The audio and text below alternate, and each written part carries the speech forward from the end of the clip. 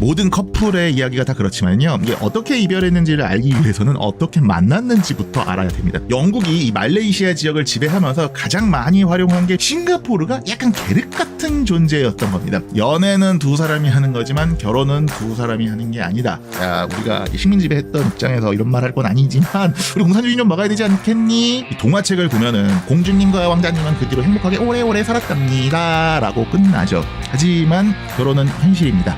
TV 화면에 생중계된 리콴유의 눈물 때문에 싱가포르 내에서도 야, 우리가 일방적으로 말레이시아한테 차였다, 쫓겨난 거야 라고 알려져요. 이별하고도 좋은 친구가 될 수 있어요 라는 말, 여러분은 받아들일 수 있으십니까? 20세기 후반 대한민국과 함께 4마리 용으로 불린 싱가포르. 지금도 잘 나가는 강소국 중에 하나입니다. 싱가포르 1인당 GDP가 약 9만 달러, 세계 5위권 정도라고 하고요. 이 구매력 기준으로 환산하면은 10만 달러가 넘어가요. 거의 세계 1위, 2위를 다투는 그 정도로 잘 사는 나라입니다. 그럼 여기서 질문. 싱가포르가 1965년에 독립하거든요. 이때 어느 나라에서 독립한 줄 아세요? 영국에서 독립한 거 아니야? 아닙니다. 말레이시아에서 독립을 합니다. 아니, 말레이시아랑 싱가포르가 원래 같은 나라였어? 그러다가 독립을 했다고? 하나의 나라로 출발했지만 2년 만에 파경을 맞은 말레이시아와 싱가포르. 심지어요, 싱가포르는 오히려 독립을 원하지 않았지만 말레이시아가 싱가포르를 쫓아냈다라는 이야기도 있던데. 아니, 싱가포르 같은 금싸라기 땅을 말레이시아는 왜 포기한 걸까요? 두 선생의 지도로 읽는 세계사 동양편 출간 기념으로 해서요, 말레이시아와 싱가포르 이야기를 한번 준비해 봤습니다. 말레이시아에 이혼당한 싱가포르의 러브 스토리 함께 들어보시죠.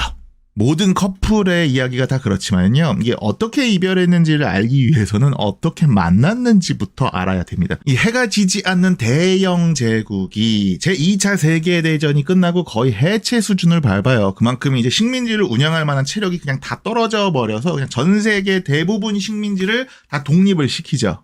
물론 각 식민지 내부에서도 독립운동 열풍이 거셌습니다. 1947년 인도와 파키스탄의 독립운동을 시작으로 아시아의 독립 물결이 바로 이 영국령 말라야, 그러니까는 말레이 반도 남부, 지금으로 치면은 요 서말레이시아에 다다릅니다. 말레이 반도 남부에 있는 식민지들이요, 대부분 이제 말라야 연합 그리고 말라야 연방을 거쳐서 1957년에 독립을 하거든요. 참고로 여기서 말하는 제가 말라야 연방 그리고 말라야 식민지 요런 이야기들은요, 말레이 반도 남쪽 끝 영토, 그러니까 서말레이시아만 해당합니다. 보르네오섬 북부에 있는 요 동말레이시아는 해당이 안 된다라는 점 여기서 참고로 한번 말씀을 드릴게요. 잠깐만, 그럼 싱가포르 얘기는 언제 나오는 거야?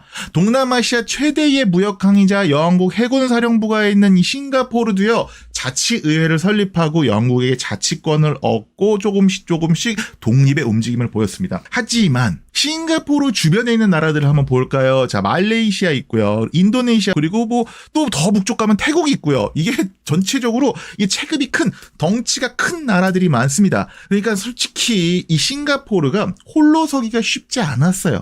그걸 싱가포르도 알고 있어서 말라야 연방에 우리도 좀 껴줘라고 하는 움직임이었어요. 하지만 이 말라야 연방 입장에서는요, 생각이 조금 달랐어요. 왜 그러느냐? 싱가포르가 약간 계륵 같은 존재였던 겁니다. 그러니까 경제적으로 보면 정말로 매력적이죠. 하지만 인구 구성을 보면 정치적으로 봤을 때 말라야 연방한테는 굉장히 위협적인 곳이 바로 이 싱가포르였습니다. 영국이 이 말레이시아 지역을 지배하면서 가장 많이 활용한 게 중국계 이주민, 그러니까 화교였어요. 그래서 말레이시아와 싱가포르에 지금도 화교가 많습니다. 그런데 1955년을 기준으로 해서 말라야 연방에서는 말레이계가 310만 명 정도가 됐다고요. 그리고 중국계 주민, 그러니까 화교는 한 230만 명 정도로 추정이 된다고 해요. 생각보다 말레이 반도 남부에도 중국계가 많이 살잖아요. 그런데 이때 거의 경제적인 권력도 다 중국계 화교가 다 잡고 있었어요. 그런데 이 말레이 연합의 독립을 주도한 건 어디냐? 말레이계, 그러니까 원주민계였습니다. 그러니까 말레이계 정치권에서는 화교가 굉장히 부담스러운 존재죠. 그러니까 경제력도 가지고 있고 그렇다고 투표권이 적은 세력도 아니고. 그런데 싱가포르는 화교가 중심인 도시입니다. 1955년 기준으로 싱가포르 인구가 약 한 100만 명 정도가 되거든요. 그러니까 말라야 연방이랑 싱가포르가 합쳐지면은 화교 인구, 중국계 주민들의 인구가 말레이계 인구를 뛰어넘게 돼요. 아니 경제력도 화교가 가지고 있는데 이 정치 권력까지 그냥 다 전부 다 중국계가 가지면 이게 말이 안 되잖아요. 바로 이런 위기감이 말레이계, 특히 이제 말레이계 정치권을 긴장시켰습니다. 그리고 여기에 이 식민통치, 그러니까 영국의 식민통치 본부가 어디 있었냐? 이 싱가포르에 있었어요. 그러다 보니까는 싱가포르랑 비싱가포르 간에 그냥 아예 지역 감정도 굉장히 강했습니다. 우리가 이제 그런 말이 있죠. 연애는 두 사람이 하는 거지만 결혼은 두 사람이 하는 게 아니다. 그러니까 두 나라 막 사정이, 그러니까 국제 정세가 굉장히 급변하면서 두 나라의 이 땡땡한 밀당이 바뀝니다. 1950년대 동남아시아에도 공산주의 광풍이 불기 시작을 해요. 물론 1950년대에는 전 세계의 공산주의 광풍이 불었죠. 그러니까 1950년대 후반부터 인도네시아에서, 그러니까 수카르노 정권이죠. 그때 뭐 공산당 세력이 막 엄청나게 강해지고요. 그리고 여기 보시면은 이 태국이랑 말레이시아, 그러니까 두 나라가 되게 떨어져 있다고 생각을 하는데 여기 보면은 그 접경지대가 따로 있어요. 이 접경지대에요. 공산주의 게릴라 조직들도 엄청나게 활동을 해요. 그러니까 이게 뭔가 평행선을 달리던 이 두 나라의 관계, 두 나라의 밀고 당기기에 변수가 생긴 겁니다. 그리고 이때 두 나라, 즉 말레이 연방과 싱가포르를 중재한 게 바로 영국이었어요. 동남아시아의 공산주의 세력을 막고 싶었던 영국이 말라야 연방이랑 싱가포르를 이렇게 부르는 거예요. 야, 우리가 식민지배했던 입장에서 이런 말 할 건 아니지만 우리 공산주의 좀 막아야 되지 않겠니? 그런데 아이러니한 게 말레이시아의 공산 조직인 말라야 공산당을 키운 게 어디냐면요, 영국이에요. 2차 세계대전 때 이 동남아시아도 전부 다 일본의 침략을 받거든요. 그때 이제 영국의 지원을 받아서 말라야 공산당이 항일 투쟁을 합니다. 그렇게 덩치가 커지고 나서 독립을 하니까 야, 쟤들도 좀 막아야겠다라고 싶은 거죠. 뭐 아프가니스탄, 뭐 파키스탄의 탈레반이 떠오르곤 하는데, 아무튼 영국은요 이 말라야 연방이랑 싱가포르에 중재안을 제안을 해요. 야, 그 동쪽에 보면은 우리가 식민지가 하나 더 있잖아. 보르네오 섬 북부에. 영국령 보르네오도 이 아예 말레이시아 연방에 같이 가입시키는 건 어때? 이미 우리한테는 한 나라잖아요, 말레이시아가. 그래서 이제 어색하지 않죠, 이 영토가. 하지만 서쪽에 있는 말레이 반도와 동쪽에 있는 보르네오섬 북부는요, 영국 식민지 시절부터 별개의 식민지였어요. 그러니까 말레이 반도 있죠. 서말레이시아에는 여기 보시면 쿠알라룸푸르가 있고요. 그리고 동말레이시아라고 불리는 보르네오섬 북부에는 뭐가 있냐면요, 이 관광지죠. 여기 코타키나발루가 있다. 분명히 다른 분위기다라는 정도만 알고 계시고요. 아무튼 그럼 이 영국의 제안을 싱가포르와 서말레이시아는 어떻게 받아들였느냐? 굉장히 매력적으로 받아들입니다. 자, 첫 번째 이유, 중국계 인구가 다수가 절대 되지 못합니다. 그러니까 동말레이시아가 합류하면은 여기도 말레이계 주민이거든요. 물론 이제 그 말레이 반도에 있는 말레이계 주민들이랑은 역사랑 문화가 좀 다르기는 해요. 하지만 말레이계 주민들이잖아요. 그래서 동말레이시아가 합류를 하면은 싱가포르가 연방에 들어와도 중국계 인구가 다수가 되지를 못해요. 그러니까 말레이계 정치권에서도 부담, 그러니까 좀 뭔가 좀 우려가 좀 줄어들고요. 싱가포르도 마음 편하게 연방에 가입할 수 있었던 겁니다. 그리고 두 번째는요, 보르네오 섬이 기본적으로 천연 자원이 풍부해요. 그러니까 나라 전체 이 연방, 연합, 이 새로 만들어질 나라에는 굉장히 충분한 기회가 될 수 있는 거죠. 그럼 일자리 창출이나 뭐 경제 개발 이런 기회가 생기잖아요. 그리고 동말레이시아 입장에서도 이제 뭐 싱가포르도 있고 잘 사는 편에 속하니까 연방 차원에서 뭔가 인프라 개발도 해줄 거고 그거에 수혜를 받을 수 있는 거 아니겠습니까? 그리고 동말레이시아 입장에서도 싱가포르랑 같이 연방에 가입을 하면 우리도 싱가포르만큼 뭔가 자치권을 받을 수 있지 않을까라고 생각을 하게 되는 거죠. 결국 1963년 말레이시아 연방이 만들어집니다. 다만 우리가 여기 북보르네오섬 보면은 이 브루나이라고 하는 아주 작은 나라가 있습니다. 브루나이는요, 말레이시아 연방에 따로 가입하지 않고요, 그냥 영국의 보호령으로 쭉 남아있다가 1984년에 다시 독립을 합니다. 요건 아마 제가 다음 시간에 다뤄볼 것 같습니다. 이 동화책을 보면은 공주님과 왕자님은 그 뒤로 행복하게 오래오래 살았답니다 라고 끝나죠. 하지만 결혼은 현실입니다. 결혼 전부터 우려했던 문제가 터지면서 말레이시아와 싱가포르 사이가 굉장히 안 좋아지기 시작을 해요. 말레이시아는 지금도요, 부미푸트라라는 정책을 시행하고 있어요. 이게 그냥 인종차별 정책이에요. 그러니까 말레이계를 우대하는 뭐 교육이나 노동 그리고 공무원 이런 거 할 때 전부 다 말레이계를 우대합니다. 연방정부는 기본적으로 말레이계 중심으로 말레이시아라는 나라를 운영하고 싶어 해요. 하지만 싱가포르 주 정부가 주장하는 것은 야, 말레이계 주민들의 말레이시아가 아니라 말레이시아인 그냥 국적을 가진 사람들을 위한 말레이시아를 주장을 합니다. 참고로 이때 그 싱가포르 주 총리가요, 그 지금의 그 싱가포르의 국부로 일컬어지는 리콴유 총리입니다. 이때도 싱가포르 주 총리였어요. 말레이시아 연방정부와 싱가포르 주정부의 대립은요, 불가피할 수밖에 없었던 겁니다. 그러다가 1964년에 일이 터져요. 싱가포르 안에도 말레이계 주민들이 있겠죠. 특히 말레이계 무슬림들이 예언자 무함마드 탄신이를 기념하는 행진을 벌입니다. 퍼레이드를 하다가 중국계 주민들이랑 충돌한 거예요. 생각보다 이 충돌이 거세지면서 그동안 쌓였던 이 지역 감정, 주민들 간의 어떤 민족 감정들이 폭발한 거죠. 그래서 한 10일 동안 수십 명이 사망하는 사건이 발생을 해요.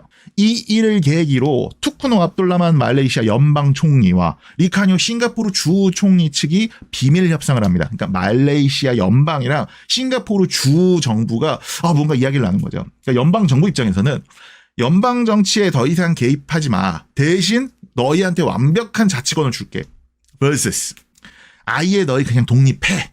라고 그냥 카드를 내민 거예요. 이때 이제 싱가포르 정부가 고민을 하는데 이제 더 이상 연방에 잔류하기는 좀 힘들겠는데 라는 결론을 내리고요. 이 두 나라, 이때는 두 나라는 아니죠. 양측이 싱가포르의 분리 독립에 합의를 해요. 그런데 이 평화로운 이별인 거잖아요. 그냥 평화롭게 이별하는 게 오히려 각 나라의 주민들한테는 이게 반발을 일으킬 수 있는 거잖아요. 야, 니들 지금 쇼하냐? 이거 WWE 아니야? 왜 이러는 거야? 그래서 두 나라는 협상을 기밀에 붙여버려요. 그리고 1965년 8월 9일에 말레이시아 의회는 싱가포르를 연방에서 축출하는 헌법 개정안을 만장일치로 통과시킵니다. 같은 날 리콴유 싱가포르 총리는요, 기자회견을 열고 정말 눈물을 흘리면서 독립을 선언합니다. 이렇게 TV 화면에 생중계된 리콴유의 눈물 때문에 싱가포르 내에서도 야, 우리가 일방적으로 말레이시아한테 차였다, 쫓겨난 거야 라고 알려져요. 그런데 알고 보니까 2015년에 싱가포르 기밀문서가 이제 공개가 되면서 이 한 50년 만인가요? 진실이 밝혀진 거죠. 이별하고도 좋은 친구가 될 수 있어요 라는 말, 여러분은 받아들일 수 있으십니까? 저는 쉽지 않을 것 같습니다. 그런데요, 말레이시아랑 싱가포르는요, 오히려 이혼을 하고 결별하고 관계가 더 좋아집니다. 물론 이게 나름 접경국이라서요, 영토 분쟁 할 게 있을까 싶은데 영토 분쟁도 조금 있대요. 그런데 그런 문제들은 사소하고 사실 뭐 사이가 그래도 좋은 편이라고요. 외국으로 대하니까 이해관계가 딱 맞아떨어지는 겁니다.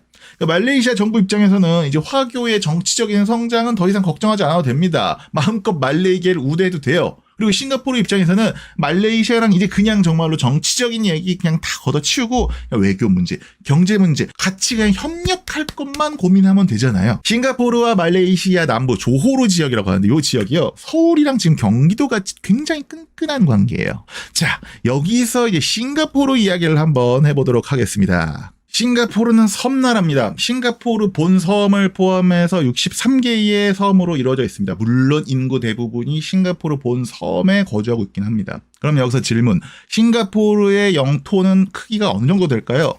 이게 작은 나라라서 굳이 생각도 안 해보셨죠? 뭐 저도 그랬습니다. 싱가포르 섬의 크기는요, 원래 서울보다 더 작았어요. 그러니까 가끔 제주도랑 비교하시는 분들도 있는데요, 제주도의 한 3분의 1 정도밖에 안 됐습니다. 그러니까 영토가 워낙 적어서요, 여기 보면은 주변 갯벌 간척해서 영토를 막 키웁니다. 그래서 지금은요, 서울보다 조금 더 커져요. 서울이 한 600제곱킬로미터 되는데 이제 700제곱킬로미터 정도로 커집니다. 그리고 2030년까지는 이걸 800제곱미터로 계속 간척을 해서 확장할 계획을 갖고 있다고 해요. 간척으로 늘어난 영토의 비율이 전 세계 1위에 해당한다고 합니다. 아니, 갑자기 도시국가 면적 이야기를 뭐 이렇게 하는 거야. 이유가 있습니다. 아무리 대한민국이 서울공화국이라고 해도요, 서울 혼자 살아남을 수는 없어요. 그러니까 서울이 독립한다고 해도 서울이 혼자 살아남을 수 없다라는 이야기를 하는 겁니다. 아니, 서울에서 농사도 짓고 서울에서 고기도 잡고 서울에서 공장 만들어갖고 제품을 만들지 못하잖아요. 싱가포르도 마찬가지입니다. 싱가포르는요, 항구로 성장을 합니다. 이 바닷가에 있는 섬이에요. 그런데 이 섬나라인, 그러니까 섬에 있는 도시인 싱가포르가 항구로 성장할 수 있었던 거는 말레이 반도에 있는 북쪽에 있는 조호르라는 지역, 이 조호르라는 지역이 배후지로 있었기 때문이거든요. 그리고 서울은요, 그래도 한강이라도 흐르잖아요. 싱가포르에는 여기 강이 없어요. 강이 그냥 강화도 같은 곳입니다. 그러니까 자체적으로 먹을 물을 구하기도 굉장히 어려워요. 그러니까 거주지도 부족해서 간척하는데 식량을 생산할 농지는 있겠습니까? 그러니까 싱가포르한테요, 말레이시아는 이 북쪽에 있는 조호르 지역은 반드시 필요한 배후지인 겁니다.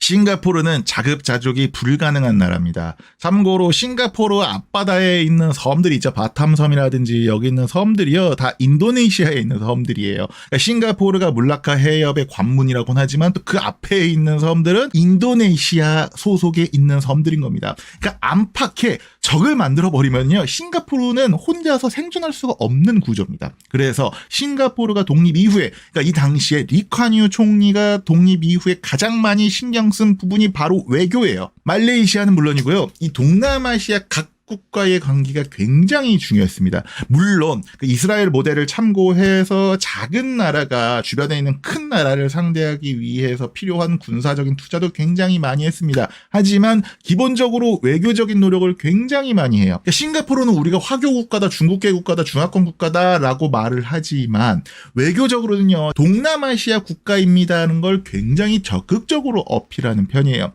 그래서 말레이시아랑 인도네시아가 중국과 수교를 맺을 때까지 싱가포르는 일부러 중국이랑 수교를 안 맺어요. 그래, 그냥 너희랑 우리는 이웃이니까 너희가 같이 수교 맺을 때 우리도 중국이랑 같이 수교 맺을게, 이런 스탠스를 갖는 거예요. 그러니까 싱가포르가 독립하고 2년 만인 1967년에 필리핀, 말레이시아, 인도네시아, 태국 자유진영에 있었던 나라들과 함께 동남아시아 국가연합, 즉 아세안을 결성합니다. 싱가포르 정부는요, 독립 이후에 외교만큼이나 신경을 쓰는 게 바로 다문화 국가로서의 싱가포르예요. 그러니까 동북아시아 국가들은 중국의 영향을 많이 받아서 다문화 같은 걸 잘 인정을 안 해요. 기본적으로 우리도 그렇고 일본도 그렇고 중국도 그렇고 다수민족 중심으로 그냥 동화가 되는 그런 정책에 익숙하지, 우리 같이 공존하자 이런 거 잘 익숙하지 않거든요. 그런데 중화권 국가인 화교 국가인 싱가포르는요, 다문화가 굉장히 잘 정착된 나라예요. 그러니까 싱가포르 국기에도 보시면요, 초승달이랑 5개의 별이 있어요. 여기서 초승달은 무슬림을 상징하고요, 그러니까 말레이계가 많이 믿는, 그리고 5개의 별은 중국 국기를 상징합니다. 실제로 리콴유 총리도요, 이 국기에 관해서 초승달은 말레이인들의 요청으로 넣었고 5개의 별은 중화인민공화국의 오성홍기와 닮은 국기를 원했던 중국인들의 요청으로 넣었다라고 이야기를 한 바 있습니다. 그러니까 헌법상 국어도요, 중국어가 아니에요, 말레이어입니다. 그리고 제1 언어는 중국어냐? 아니에요, 영어입니다. 그래서 생각보다 이 영어가 활발하게 사용이 되고 있어서 영어권 국가랑도 되게 외교나 이런 관계가 좋은 편이에요. 그리고 이 할랄 푸드 같은 경우도 적극적으로 인정하고요, 중국계 사람들이 갖고 있는 그 중화 사상 이런 거는 상당히 배제하려고 노력을 하는 편입니다. 심지어 이게 주택 정책에서도 나타나는데 민족별로 따로 살던 관습도 없애버립니다. 그러니까 싱가포르 정부가요, 공공 아파트를 보급을 하면서 주거지를 섞어버려요. 야, 니들 따로 살지 마, 그냥 우리가 아파트 지어줄 테니까 거기 같이 살아버려. 이 정책 덕분에 싱가포르 국민의 90% 이상이 자기 소유의 집에서 살 수 있게 되고요, 민족 간 갈등도 줄일 수가 있었습니다. 이 싱가포르식 사회 통합 경제 성장은 리콴유 전 총리가 만들어 놓은 독재 그리고 급진적인 정책 덕분에 달성을 했죠. 하지만 이게 어떻게 보면 도시국가 싱가포르라서 가능한 모델이 아닐까라는 생각을 합니다. 인구 600만 명의 싱가포르와 인구 5,200만 명의 대한민국이, 이게 어떻게 보면 정치적인 이해관계나 이 복잡성 부분에서는 비교할 수가 없잖아요. 여러분, 그 말레이시아에 국왕이 있는 거 아세요? 아마 잘 모르셨을 겁니다. 그런데 있습니다. 그런데 희한하게요, 국왕이요, 선출직이에요. 그러니까 어디선가 선출이 되고요, 심지어 임기도 있어요. 5년입니다. 연임은 안 되고 중임은 된다라고 알고 있습니다. 아니, 이런 왕이 어디 있어? 예, 말레이시아에 있습니다. 말레이시아라는 나라 안에는요, 각자의 영토가 있는 9개의 군주, 어디선가는 술탄이라고 불리고 어디선가는 라자 등으로 불리는 군주들이 있습니다. 이 군주들이 자기들끼리 모여서요, 돌아가면서요, 말레이시아 국왕을 선출합니다. 그러니까 자기들끼리 그냥 돌아가면서 한다고 생각을 하시면 돼요. 그러니까 약간 그 옛날에 우리나라 마음 변한 진안, 가야, 연맹왕국 같은 그런 느낌이죠. 지난 시간에 이어서요, 싱가포르, 말레이시아, 그리고 브루나이 이야기를 한번 해보려고 합니다. 그러니까 지난 시간이 두 선생의 지도로 읽는 세계사 동양편에 어느 정도 나와 있는, 정리되어 있는 내용을 입문 과정으로 우리가 들어갔다면, 이번 시간에는 책에서 다루지 못한 1인치 깊은 심화 과정을 이야기하려고 합니다. 아니, 말레이시아, 싱가포르 얘기하는데 심화 과정이라 할 게 있나? 예.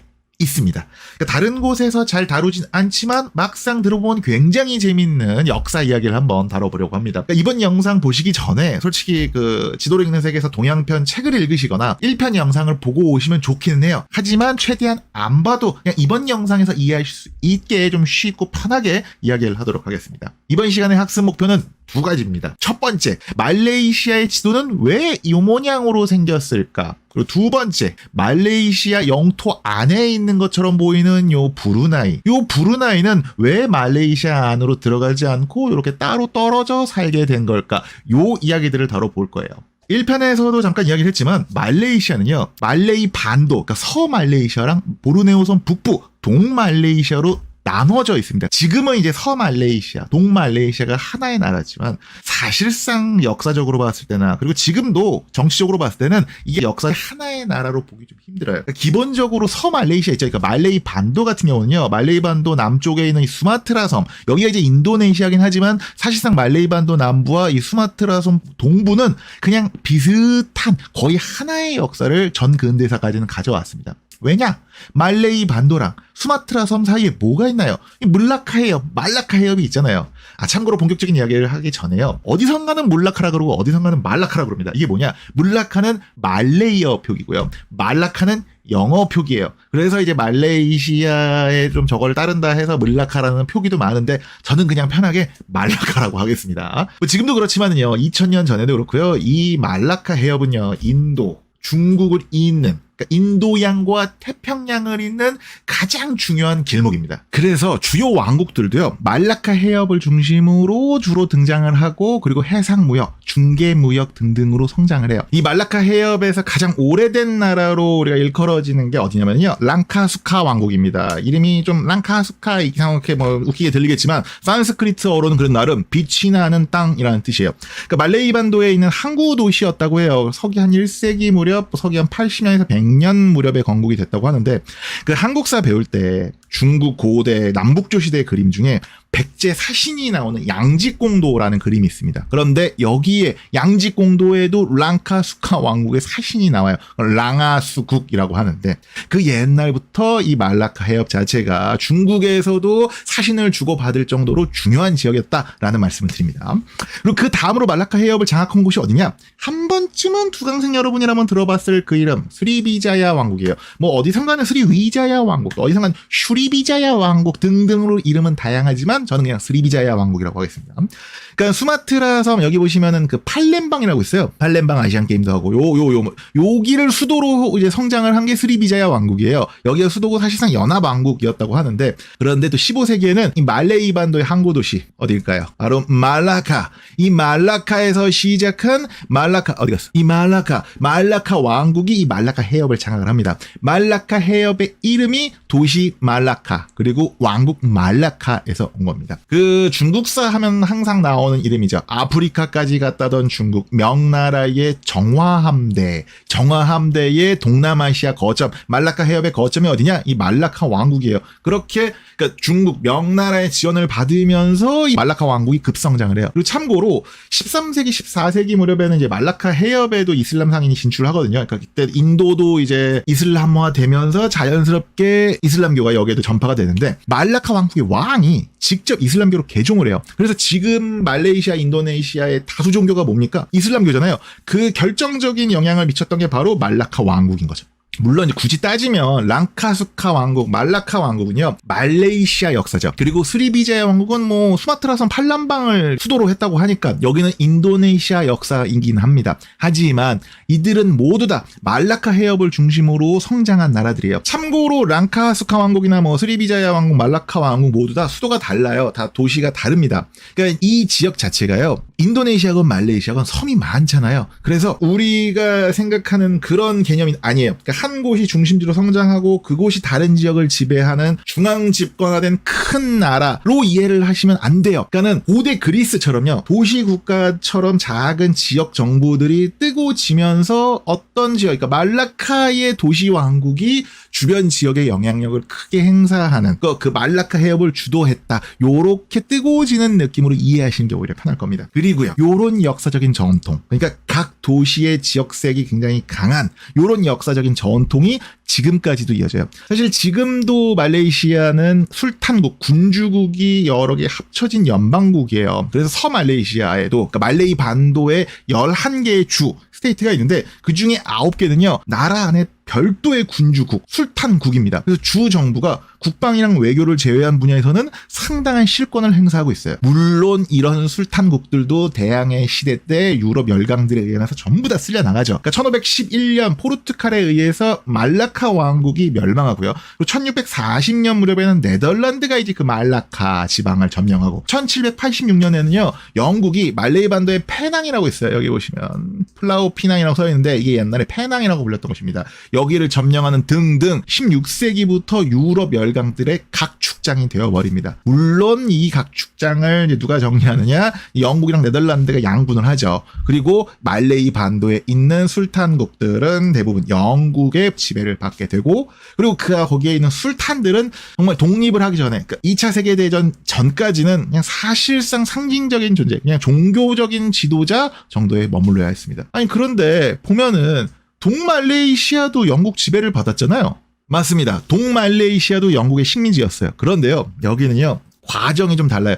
다르다라는 표현도 좀 그렇다. 복잡합니다. 우선 동말레이시아 역사는요. 여기 작게 남아있는 이 브루나이로 시작을 해야 합니다. 이 브루나이 총 면적이요. 5,000제곱킬로미터가 조금 넘어요. 그러니까 우리나라 경기도의 한 절반 정도밖에 안 되는 좀 작은 나라예요. 그렇다고 도시국가라고 하기는 뭐한 그냥 작은 나라인데 이 브루나이가 예전에는 이 보르네오 섬을 지배하던 굉장히 큰 나라였어요. 보르네오 섬의 이름 있잖아요. 그 보르네오 자체가 브루나이에서 온 거예요. 그 7세기, 8세기 중국 기록에도요. 이 지역에 있는 왕국으로 포니, 브룬나이라고 이름이 나와요. 브루나이, 브룬나이 이름이 비슷하죠. 그만큼 유서가 깊은 이름이라는 겁니다. 그러다가 이제 16세기에 포르투갈인들이 브루나이 왕국이랑 접촉을 하면서 섬 이름에도 왕국의 이름이 붙습니다. 그런데 이게 묘하게 이름이 다르죠. 브루나이, 보르네오. 왜 그러냐? 브루나이를 보르네오로 이제 포르투갈 스페인 사람들이 이렇게 표기를 하면서 자연스럽게 살짝 이름이 좀 이거 보르네오 이렇게 바뀌어버렸다라고 해요. 참고로 말레이시아나 영국 등등에서는 여기를 보르네오 섬이라고 부르는데 이 인도네시아 사람들은 칼리만탄이라고 부른다고 해요. 이게 아마 그 산스크리트어 쪽에서 나왔다고 알고 있는데 그렇게 알아주시면 좋습니다. 칼리만탄으로 부릅니다. 인도네시아에서는. 아무튼 브루나이 왕국이 14세기 무렵부터 독자적인 왕국으로 성장을 했다고 해요. 특히나 그 15세기에 포르투갈이 서말레이시아에 있는 말라카 왕국을 멸망시켰다. 제가 아까 말씀드렸죠. 그러면서 이슬람 상인들이 그러니까 말레이 반도에 있다가 보르네오 섬 북부로 대거 이주를 해요. 그러니까 자연스럽게 이슬람교도 전파가 되고 그리고 이 남중국해 중개무역 노하우를 이제 그 이슬람 무슬림 상인들한테 전파를 받으면서 이제 자연스럽게 성장을 했죠.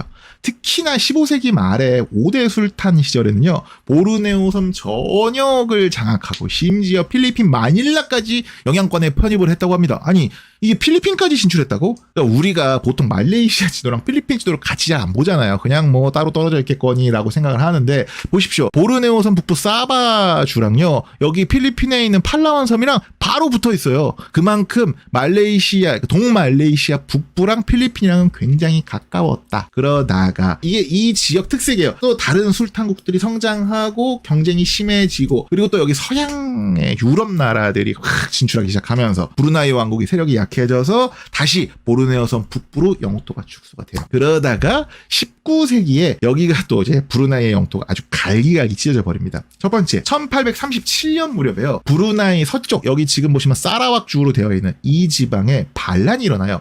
그런데 브루나이 왕국이 반란 진압에 실패하는 거예요. 그래서 그 영국인 탐험가한테, 제임스 브루크라는 탐험가한테 이거 반란 진압 좀 해줘 하고 요청을 해요. 그러다가 제임스 브루크가 사라왁 지방의 백인 군주, 화이트 라자 이런 게 되어버리는 겁니다. 그리고 필리핀이랑 가깝다라고 했던 지역이 사바라고 써있는 이 사바주의 역사도 좀 요상하게 흘러가는 게 이 당시 18세기 무렵부터는 그 필리핀계 술루술탄국이 이 사바 지역을 점령을 하거든요. 그런데 19세기 후반 영국이 이제 한참 말레이 반도에 있는 이제 술탄국들을 막 점령하고 이러고 딱 옆에 보니까 보르네오 섬도 있네. 여기도 이제 점령하려고 막 접근을 하기 시작해요. 그런데 이때요, 영국인들이 그 동인도 회사처럼 북보르네오 주식회사라는 주식회사를 설립해서 이 사바주를 점령을 해요. 그러니까 이 사바주는 그 당시에는 뭐였냐? 그러니까 주식회사 영토였던 겁니다. 그러면 정리할게요. 19세기 후반의 북보르네오 섬의 구도는 어떠했느냐 보시면, 서쪽에 있는 사라왁 지역은 영국인 부르크 가문이 다스리는 부르크 라자국 술탄국이고요. 그리고 가운데는 뭐가 있어요? 쪼그라든 브루나이 술탄국이 있는 거예요. 그리고 동쪽 필리핀이랑 가까워 있는 요 지역은 아예 북보르네오 회사의 영토. 이런 식으로 굉장히 혼란했다는 겁니다. 그렇게 남중국해의 해상무역 강국이었던 이 브루나이 왕국이 광대한 영토 대부분은 다 영국, 스페인, 미국한테 빼앗겨버리고 1881년에 영국의 보호령이 되죠. 말레이 반도의 여러 술탄국들, 그리고 영국의 해군 사령부가 있던 싱가포르, 그리고 보르네오 북부의 브루나이 왕국 등등은 영국의 식민지로 운영이 되다가 2차 세계대전이 끝나고 결국에는 다 독립이 돼요. 그런데요, 사실 이 북보르네오 있잖아요. 그러니까 동말레이시아, 여기에는요, 세 개의 지역으로 나눠졌던, 그러니까 부르크 술탄국, 라자국, 그리고 브루나이 술탄국, 북보르네오 회사령이요. 그냥 요 세 개 지역을 따로 묶어서 보르네오 연방을 따로 구성하자는 주장이 나와요. 이게 요 지역 내부에서도 주장이 나오고 심지어 영국에서도 굉장히 긍정적으로 검토를 했어요. 그러면은 자, 1957년 말레이시아 연방이 생기기 전이지만 독립의 열기가 굉장히 컸던 그 시기로 한번 돌아가서 말레이시아 지도를 보면 어떻게 되느냐. 세력 구도가 이미 독립을 한 1956년에 독립을 했을 거예요. 그 말레이 반도. 그 당시에는 국명이 말라야 연방이었습니다. 그리고 영국이 식민지로, 그러니까 자치령으로 계속 유지를 하려다가 결국에는 독립 열풍이 너무 거세서 야, 여기는 결국에 그냥 독립시켜야겠다라고 생각이 굳어지던 싱가포르. 그리고 야, 그냥 우리 따로 여기 독립하면 되겠는데 라고 준비를 하던 북보르네오. 요렇게 세 개. 그리고 요렇게 세 개의 세력이 결국 하나의 나라인 말레이시아가 된 이유, 그리고 이제 싱가포르가 독립하게 된 이유를 1편에서 설명을 했습니다. 그런데 요걸 간단하게 다시 압축을 하자면 1950년대 중국과 동남아시아에서는 공산주의 광풍이 불잖아요. 그러면서 이제 말레이 반도와 싱가포르가 통합을 해야 되는 건 아니냐라는 움직임이 있었습니다. 그런데 말레이 반도에 있는 말레이 정치인들은 중국계 화교 인구가 좀 부담스러운 거예요. 그런데 생각해보니까 동쪽에 있는 북보르네오 섬까지 합치면 말레이계가 중국계 인구에 그냥 압도하잖아. 야, 이렇게 되면은 빅텐트 가자가 되었다. 또 자세한 이야기는 1편을 보시면 될 거고요. 그런데 여기에서 왜 브루나이는 빠지게 됐을까요? 사실 그 쿠웨이트, 바레인, 카타르, 아랍에미리트 같은 중동의 작은 나라들처럼요, 이 브루나이도 결국 석유 때문에 이 빅텐트에 들어가지 않게 됩니다. 1920년대 브루나이 영토, 그리고 브루나이 주변의 해역 바다에서요, 정말 막대한 석유랑 천연가스가 발견이 돼요. 특히나 그 1929년에 세리아 지역, 이 세리아는 이탈리아 프로축구가 아닙니다. 세리아 지역에 해상유전이 발견이 되면서 정말 세계에서 가장 부유한 지역이 돼요. 그러니까 나라 크기가 지금도요, 경기도 절반밖에 안 되고요, 인구는 45만밖에 안 돼요. 그러니까 송파보다 인구가 적습니다. 그런데 1인당 명목 GDP가 35,000달러 정도예요. 우리나라 열심히 자동차 팔고 반도체 팔고 이래가지고 35,000달러 만들었는데 여기는 석유 딸깍 해가지고 1인당 GDP가 45,000달러가 됩니다. 근데 심지어 구매력 평가 기준 PPP로 환산을 하잖아요. 그럼 10만 달러가 넘나 들어요. 2022년인가는 이게 PPP 기준으로 최저치를 찍었다고 하는데 최저치가 76,000달러예요. 야, 이거 엄청나다고 말해야 될지 참 우리 입장에서는 되게 허탈하죠. 물론 이 브루나이도요, 한때는 말레이시아의 통합을 고민하긴 했었어요. 그런데 석유가 너무 많이 나오잖아요. 그러니까 브루나이 술탄 입장에서는 이게 석유 수익을 분배를 굳이 연방 정부랑 내가 해야 돼? 합의가 안 되는 거예요. 아니, 술탄 입장에서는 야, 이거 그냥 다 우리 건데 왜 내가 석유로 번 돈을 쟤들한테 퍼줘야 돼? 라는 생각 때문에 연방 가입이 굉장히 부정적이었어요. 그리고 이 말레이시아 연방을 만드는데 사실상 그 뒷배가 되었던 영국 입장에서도 브루나이의 석유가 이게 필요하니까 브루나이 술탄한테 끌려다니기만 했다고 해요. 물론 브루나이 내부에서도요, 연방 가입하자, 그리고 우리도 민주화해야 된다라는 목소리가 있었습니다. 그래서 막 브루나이 국민당이 총선에서 이기기도 하고요. 그리고 브루나이 술탄에 반발해서 뭐 나름 그 브루나이 국민당이 반란도 일으켜요. 이걸 반란이라고 말해야 될지 뭐 민주화 운동이라고 말해야 될지, 아무튼 무언가 반란 이런 것들이 소요 사태가 일어나는데 누가 진압을 했느냐? 영국이 진압을 합니다. 보통 현대사에 무슨 문제가 있었을 때 바로 영국 탓만 하면 대부분 맞다라는 짤이 또 생각나는 그런 무렵인데, 이렇게 영국군이 반란까지 진압을 하면서 브루나이 왕권이 더욱 강해집니다. 바로요, 말레이시아 연방이 만들어지는 그 와중에도 브루나이는 연방 가입 싫어! 영국 보호령 좋아! 계속 고집해요. 왜? 석유 수입 독점해야 되니까. 그리고 왕권 지켜야 하니까. 영국이 이게 국제 여론도 있고 하니까 제발 너희 독립해주면 안 될까? 계속 독촉하다가 1984년에야 정식 독립을 합니다. 그러니까 영국의 보호령 중에 가장 늦게 독립하는 보호령이 이 브루나이 술탄국입니다. 이 막대한 석유, 막대한 천연가스 덕분에 21세기에도 여전히 술탄의 권력이 막강한 정말 전제군주제 왕국을 여전히 유지하고 있어요. 물론 여기도 뭐 의회도 있고 정당도 있는데 사실상 뭐 동남아시아의 카타르다, 동남아시아의 사우디다 이렇게 말을 합니다. 그러니까 1인당 GDP가 뭐 35,000달러라고 말을 하는데 사실 브루나이 재산 대부분은 그냥 다 국왕 거죠. 그래서 국왕인 재산 관련된 에피소드가 되게 많아요. 세계에서 가장 부유한 사람 중에 한 명이 브루나이 국왕일 것이다. 그래서 브루나이 수도에 왕궁이 있는데 여기 왕궁의 방이요 1788개가 있다고 합니다. 기네스북에 올라와 있습니다. 그리고 국왕의 방에는 세계에서 가장 큰 2톤짜리, 상상은 잘 안 돼요. 2톤짜리 샹들리에가 12개가 있대요. 이게 가능한가? 이게 다 썰들이 계속 도는 거예요. 그리고 심지어 욕실이 딸려있는 전용 비행기, 국왕 전용 비행기가 4대, 전용기가 4대, 에어포스원이 4대, 심지어 그 안에 있는 욕실이 비행기에 있는 욕실인데 대리석금으로 지장이 되어 있다 등등. 이 석유 딸깍, 우리도 대왕고래 꿈 이루어져야 되는데. 아무튼 심지어 이슬람 율법도 되게 보수적이에요. 그래서 샤리아법 시행 안 하려고 했다가 국제 여론이 안 좋아지니까 뭐 시행을 미루겠다 이런 얘기도 많고요. 그런데 인구가 45만 밖에 안 되잖아요. 그러니까 이 중앙 정부의 당근과 채찍이 아직까지 브루나이 왕국을 유지시켜 주는 겁니다. 브루나이에 세금 없습니다. 복지도 굉장히 좋아요. 그리고 한 달에 한 번씩 전 국민한테 용돈이 지급됩니다. 기본소득, 석유만 나오면 우리도 기본소득 다 가능한 거예요. 특히나 새해에는 술탄이 전 국민을 왕궁으로 불러요. 그리고 국민들이 국왕한테 세배를 합니다. 새해 복 많이 받으세요. 그리고 국왕이 국민들한테 세뱃돈을 줘요. 70에서 100만 원 정도. 말도 안 나오네. 70에서 100만 원 정도라고 합니다. 지금부터는 아무도 관심이 없을 것만 같은 동말레이시아, 우리 북보르네오 이야기를 해보도록 하겠습니다. 막상 들으시면은 많은 생각이 드실 겁니다. 말레이 반도에 있는 술탄국들은 독립하면서요, 말라야 연방이라는 이름을 썼습니다. 하지만 싱가포르와 동말레이시아와 통합하면서 말레이시아 연방으로 이름을 바꿉니다. 그러니까 말레이 반도에만 머무르는 나라가 아니라 북보르네오, 동말레이시아까지 품겠다라는 의미를 국명, 나라 이름에 담은 거죠. 하지만 실제 나라 운영 전혀 그렇지 않다고 해요. 이 서말레이시아랑 동말레이시아의 지역 감정이 상당하다고요. 특히나 동부 주민들은요, 스스로 말레이시아인이라고 생각하지 않는다라고 답변하는 사람들이 더 많다라는 통계도 있다고 해요. 그리고 이 안에는 분리독립이라든지 자치정부 수립을 주장하고 추진하는 반말레이시아 단체들도 존재합니다. 싱가포르와 함께 폭넓은 자치권을 기대했던 북보르네오는요, 싱가포르가 2년 만에 연방에서 탈퇴하면서 사실상 말레이시아 안에서는 2등 국민, 2등 시민으로 전락해버립니다. 한때 파키스탄에서 동파키스탄으로 2등 시민 취급을 받았던 방글라데시와의 상황이 참 비슷하다라고 보시면 되겠죠. 그렇다고 동말레이시아가 분리 독립할 수 있느냐? 현실적으로 어려울 것 같다라는 게 정설이에요.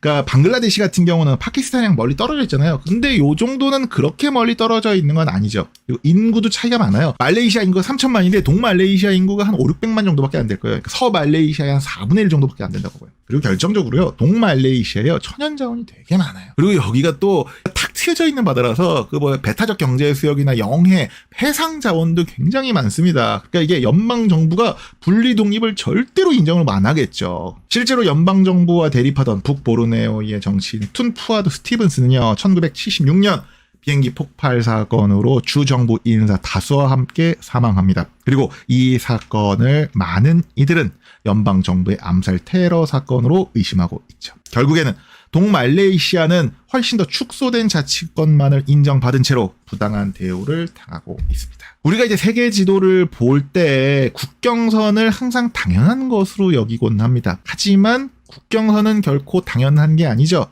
대표적으로 대한민국이 그렇지 않습니까?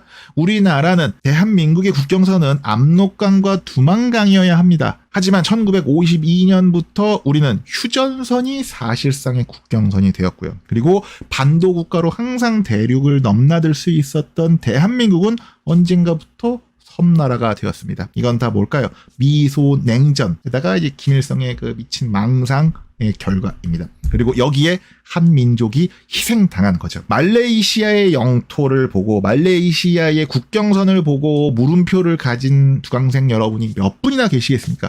저 또한 공부하기 전에는 별 생각 없었습니다. 하지만 우리의 국경선은 당연한 게 아닙니다. 우리의 국경선에는 제국주의와 냉전 등등 현대사의 질곡이 담겨 있습니다. 무슬림 인구가 가장 많은 나라가 어딘지를 아시나요? 뭐 이집트, 이란, 튀르키예, 파키스탄. 파키스탄 얘기 나오면은 그래도 그나마 좋은 대답입니다. 하지만 전부 아닙니다. 오늘은 무슨 시간? 인도네시아 시간이죠. 무슬림 인구가 가장 많은 나라가 인도네시아예요. 인도네시아 인구가 한 2억 8천 정도 되는데 그중에 90% 가까이가 무슬림이니까 무슬림 인구만 2억 4천만 명 가까이가 있습니다. 그러면 인구가 가장 많은 섬나라가 어딘지 아시나요? 필리핀? 일본? 둘 다 아닙니다. 인도네시아입니다. 그러면 영토가 가장 넓은 섬나라는 일본? 필리핀? 이것도 둘 다 아닙니다. 바로 인도네시아입니다. 말레이시아와 인도네시아가 헷갈릴 정도로 우리한테는 큰 관심이 없는 나라지만 인도네시아는 생각보다 굉장히 흥미로운 부분이 참 많은 나라예요. 우선 이제 인도네시아 지리, 지도 이야기부터 하셔야겠죠. 인도네시아는 섬나라예요. 그러니까 섬으로만 이루어진 나라를 우리가 섬나라라고 하죠. 큰 섬 4개가요. 중심을 또 잡아주고 그리고 또 작은 섬도 굉장히 많습니다. 우선 큰 섬 4개 한번 훑고 가겠습니다. 자, 여기 있는 술라웨시라고 써있는 여기 술라웨시 섬 있고요. 그리고 여기 뭐 칼리만탄이라고 써있는 여기는 이제 보르네오 섬입니다. 그리고 여기는 이제 수마트라 섬이고요. 그리고 가장 남쪽에 있는 반둥, 자카르타에 있는 여기가 바로 자바 섬입니다. 요 4개의 섬을 합쳐서 우리는 뭐라 그러냐? 대순다 열도라고 그래요. 이 4개의 섬도 굳이 암기법을 제가 말씀을 드리자면 섬 4개가 숨바꼭질을 하고 있다라고 생각하시면 돼요. 가장 동쪽에 있는 술라웨시 섬이 술레예요. 술레니까 술라웨시 섬이죠. 술레 바로 옆에 있으면 바로 보일 거 아니에요. 보이네요. 보르네오 섬 이렇게 외우시면 되고요. 그리고 여기는 말레이 반도에 숨어 있네. 숨어 있으니까 수마트라 섬. 뭐야? 여기는 왜 아래에서 이렇게 자빠져 자고 있는 거야? 자빠져 자네 자바섬. 요렇게 외우시면 저는 요렇게 외웠습니다. 이게 좀 이상하긴 한데 그래도 앞으로 안 까먹긴 하시겠죠. 참고로 보르네오 섬은요 인도네시아에서 칼리만탄 섬이라고 부릅니다. 이 4개의 섬을 우리가 대순다 열도라고 부른다고 말씀을 드렸는데 그러면은 소순다 열도도 있을까요? 네, 여기 써 있잖아요. 소순다 열도라고. 그런데요 인도네시아를 잘 모르시는 분들 입장에서는 대순다 열도만큼 이 소순다 열도가 굉장히 강력한 인지도를 가지고 있습니다. 여기 보시면은요 발리라고 써 있죠. 맞습니다. 신혼여행의 성지, 신혼여행의 1번지 발리 섬이 소순다 열도에 있고요. 그리고 예전에 동티모르 사태, 무슨 인도네시아한테 독립한 동티모르 이야기가 있는 이 티모르 섬 있죠. 요 티모르 섬까지가 딱 소순다 열도예요. 그럼 여기서 질문. 인도네시아가 대순다 열도랑 소순다 열도를 합친 겁니까? 그렇게만 말하긴 좀 아쉬워요. 왜냐면요. 술라웨시 섬 동쪽에 뭐가 있습니까? 바로 뉴기니 섬이 있잖아요. 이 뉴기니 섬의 서쪽 있죠? 이 서쪽 절반이 인도네시아 영토예요. 그러니까 뉴기니 섬 참고로 말씀드리면 세계에서 2번째로 큰 섬이거든요. 그런데 그 섬의 동쪽 절반이 파푸아 뉴기니고요. 그 서쪽 절반이 인도네시아 영토인 파푸아 주가 되겠습니다. 그러면은 대순다 열도, 소순다 열도, 그리고 뉴기니 섬 서쪽 이 정도면 되는 거냐? 여기까지만 또 말하고 지나가기도 좀 아쉬운 부분이 있는 게 술라웨시 섬이랑요, 그리고 여기 파푸아, 그러니까는 뉴기니 섬 사이에요. 말루쿠 제도라고 있습니다. 여기에 작은 섬들이요, 한 1000개 가까이가 있거든요. 그런데 여기가 역사적으로 굉장히 중요한 게 여기에 육두구, 정양, 그러니까 우리가 흔히 이제 향신료라고 불리는 애들이 굉장히 많이 나와요. 그래서 유럽 멸강들이 전 세계의 바다로 뻗어나가던 그 대항해 시대에 여기를 뭐라고 불렀냐. 그러니까 이 말루쿠 제도만 가지고 우리가 향료 제도, 향신료 제도라고 불렀습니다. 그러니까 인도네시아의 지도를 정리하면 대순다 열도와 소순다 열도 그리고 말루쿠 제도와 뉴기니 섬 정도로 구성이 되어 있다 정도로 정리하면 좋을 것 같습니다. 그런데 여러분 지도 계속 보시면은 거슬렸던 게 야 이 동남아시아 여기 왜 크리스마스 섬이 있지? 이거 진짜 뭐 진짜겠죠. 구글맵이니까. 이 자바섬 남쪽에요. 크리스마스 섬이 있는데요. 참고로 여기는 호주 영토예요. 근데 여기는 왜 크리스마스 섬이라고 이름을 붙었느냐? 발견된 날이요. 1643년 12월 25일 크리스마스라서 크리스마스 섬이 되었다. 요 정도만 알고 넘어가시면 좋을 것 같습니다. 참 이렇게 인도네시아에는요. 본인의 영토건 본인의 영토가 아니건 정말로 섬이 많아요. 인도네시아에는요. 총 17,000개의 섬이 있다고 합니다. 그런데 흥미로운 거는요. 17,000개나 가지고 있는 인도네시아가 섬이 가장 많은 나라가 아니에요. 그럼 어디냐? 스웨덴이 세계에서 가장 섬이 많은 나라라고 합니다. 암초까지 포함하면은 25만 개가 넘는다고 합니다. 25만 개. 와, 대박이죠. 그러면은 인도네시아가 섬이 많은 나라 2위냐? 또 그렇지도 않습니다. 우리가 스칸디나비아 반도, 스칸디나비아 3국으로 묶이는 노르웨이. 섬이 24만 개랍니다. 1, 2위를 다퉈요. 그리고 핀란드 18만 개라고 합니다. 여기가 이제 섬이 많은 나라 2위, 3위를 차지해요. 그러니까 기본적으로 지도를 보실게요. 그냥 스웨덴, 노르웨이, 핀란드 여기 그냥 스칸디나비아 반도 하면 그냥 이렇게 그 해안선이 매끈하네라고 보실 텐데 안으로 들어가면 어떻게 생겼느냐? 이거 다 바다예요. 이게 다 해안선이에요. 이게 지금 이렇게 해안선이 복잡해요. 왜 그러느냐?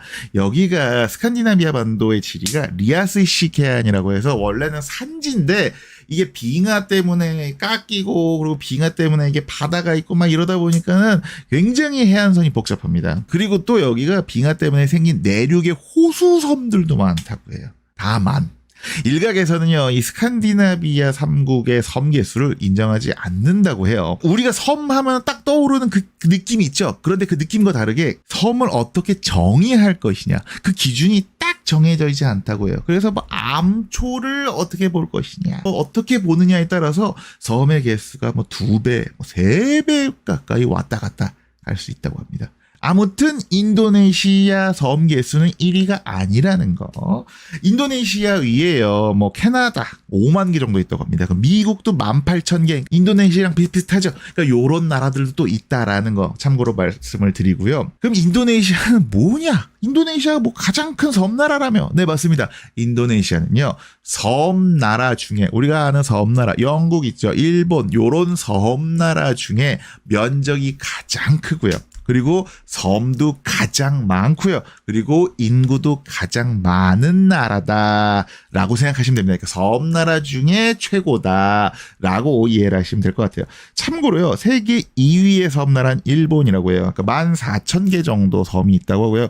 여기도 또 약간 뻥튀기를 했는데 아무튼 인구도 1억 2천만 명이 넘는다. 그리고 그 다음은 필리핀이 갑니다. 필리핀은 섬 개수가 7,000개 이상이라고 하고요. 인구는 1억 2천만이 조금 안 돼요. 그러니까 일본보다 조금 더 적은 그런 수치죠. 그런데요, 공교롭게도요, 이런 큼직하고 그리고 섬이 많은 섬나라들이 아시아에, 특히나 아시아 동쪽 끝에 몰려 있어요. 그런데 시야를 조금만 넓게 보면은요, 아시아 동쪽 끝이 아니라 태평양 인근에 몰려 있다라고도 볼 수가 있습니다. 왜냐? 태평양을 둘러싸고 있는 이 지역은요, 환태평양 조산대로 묶이면서 화산 지진 활동이 활발한 지역 아니겠습니까? 오죽하면 이 지역을 불의 고리라고 하겠습니까? 특히 인도네시아는요, 지구에서 화산 지진 활동이 가장 활발한 조산대 두 곳, 어딜까요? 아까 말했던 환태평양 조산대, 그리고 서쪽에는 알프스 히말라야 조산대가 딱 겹치는 곳에 있습니다. 그러니까 북동부의 섬들은 환태평양 조산대고요. 수마트라 섬, 같은 이제 서쪽, 남쪽의 선들은 알프스 히말라야 조산대 끄트머리에 속한다고요. 그래서 대규모 자연재해가 정말 자주 일어납니다. 대표적인 사례가 이제 2004년 12월 26일에 일어났던 23만 명의 목숨을 앗아간 남아시아 대지진을 꼽을 수가 있겠죠. 우리가 일본 옆에 있어서 일본의 자연재해가 되게 커 보이는 거지, 지진, 쓰나미, 화산 폭발, 태풍, 홍수 같은 자연재해의 규모, 빈도, 피해 모두 다 인도네시아가 일본보다 심합니다. 그럼 여기서 질문입니다. 이렇게 자연재해가 심한데 인구는 왜 이렇게 많을까요? 이게 참 아이러니합니다. 2025년 4월 기준 IMF 자료인데요. 인도네시아의 인구는 2억 8,444만 명이라고 합니다. 인도, 중국, 미국에 이어서 세계 4위의 인구 대국이에요. 그런데 인도네시아의 면적이 190만 제곱킬로미터. 그러니까 이게 어느 정도냐면 멕시코, 수단 요 정도랑 비슷해요. 그런데 멕시코 인구가 1억 3천만이고요. 수단 인구가 5,100만 명 정도예요. 그런데 인도네시아에서는 3억 명 가까이가 살잖아요. 아니, 인도네시아에서 인구가 가장 많은 섬이 여기는 이 가장 남쪽에 있는 자빠져 자고 있는 자바섬입니다. 이 자바섬에만 1억 5천만 명이 살고 있어요. 남한보다 조금 더 큰 이 자바섬에 러시아 인구 이상이 삽니다. 그 남아시아에 있는 벵골 지역 있죠. 그 방글라데시 있고 요 웨스트 벵갈이 있는 여기 있죠. 여기와 함께 세계에서 인구 밀도가 가장 높은 지역이 어디? 이 자바섬입니다. 그런데 이 자바섬은 지진이랑 화산 활동이 인도네시아 안에서도 가장 자주 일어나는 섬이거든요. 그런데 아이러니하게도 이러한 지진 화산 활동이 이 지역의 인구 부양력을 높여줬다는 겁니다. 자바섬에요, 화산토가 있을 거 아닙니까? 화산지대였으니까 이 화산토가 하필이면 농사에 유리했다고요. 여기가 미네랄이 풍부해서 굉장히 비옥하대요. 그리고 우리가 자바섬이 길쭉해서 그렇지 여기도 남부랑 동부, 중부가 있을 거 아닙니까? 뭐 남부, 북부, 중부. 근데 남부는요 여전히 화산 활동도 심하고 그리고 지형도 되게 가파르다고 해요. 그런데 자바섬 중부랑 북부는 또 땅도 평탄한 편이라고 해요. 그리고 여기가 또 이제 몬순 기후 아니겠습니까? 비도 굉장히 많이 오는 편이에요. 그러니까 농사 짓기에는 이러건 저러건 굉장히 최적인 거예요. 그래서 이 자바섬에서요, 쌀농사로 산모작이 가능하다고 합니다. 우리가 이모작 들어봤죠? 여기는 양쯔강 이모작, 자바섬 산모작인 겁니다. 물론 이 역사 기간 내내 이 인도네시아의 인구가 많진 않았어요.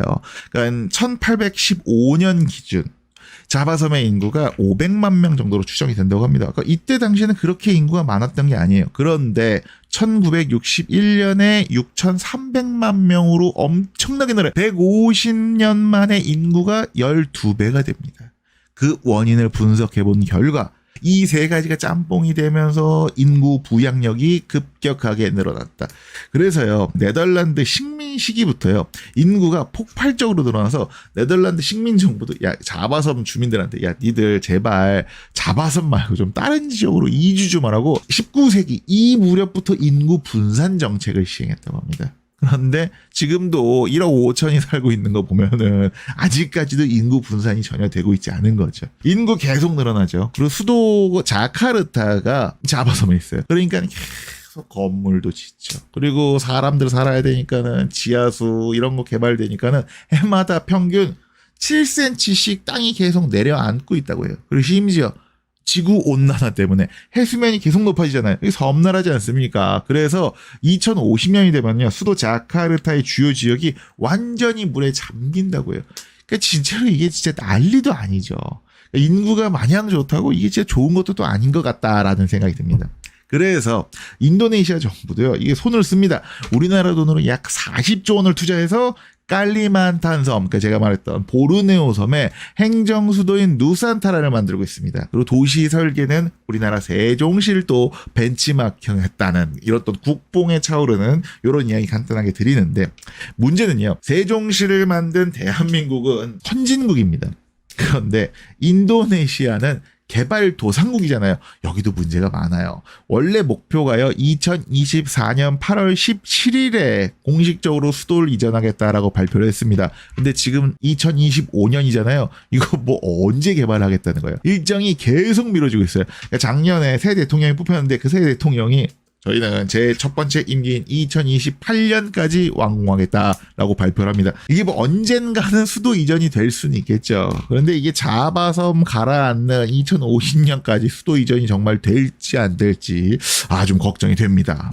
이 인도네시아 역사 이야기를 좀 한번 하려고 해요. 인도네시아 역사가 참 재밌는 게 멀리 떨어져 있는 이게 대충 자바섬, 그러니까 자카르타랑 홍콩 거리만 해도 한 3,000km 정도가 되거든요. 많이 떨어져 있는 이 중국 역사랑 은근히 접점이 많습니다. 그 인터넷에 보면은요, 몽골 제국의 군대를 격파한 나라들 이런 식으로 해갖고 베트남, 이집트 이런 게 나오는데 그 중에 이 인도네시아도 항상 꼽히고는 해요. 근데 여기서 우리가 이제 뭐 인터넷에서 알려진 것처럼 뭐 무슨 인도네시아가 몽골 군대를 막 격파했다. 요거는 좀 사실과는 좀 다르다. 그래서 인도네시아 역사를 전부 다 얘기할 수는 없으니까는 재밌는 이야기만 몇 개 뽑아서 말씀을 드릴게요. 당시 자바섬에 싱가사리 왕국이라는 왕국이 있었습니다. 그런데 세계 정복을 하던 몽골 제국의 쿠빌라이 칸이 사신을 보내서 니네 우리한테 조공을 바쳐라 라고 요구를 합니다. 그런데 현지 왕 입장에서는 니네가 초원에서나 몽골이지 자바섬 앞바다까지 올 순 있겠어? 하고서는 사신 얼굴을요 쇠로 지져버리고 귀를 베서 돌려보냅니다.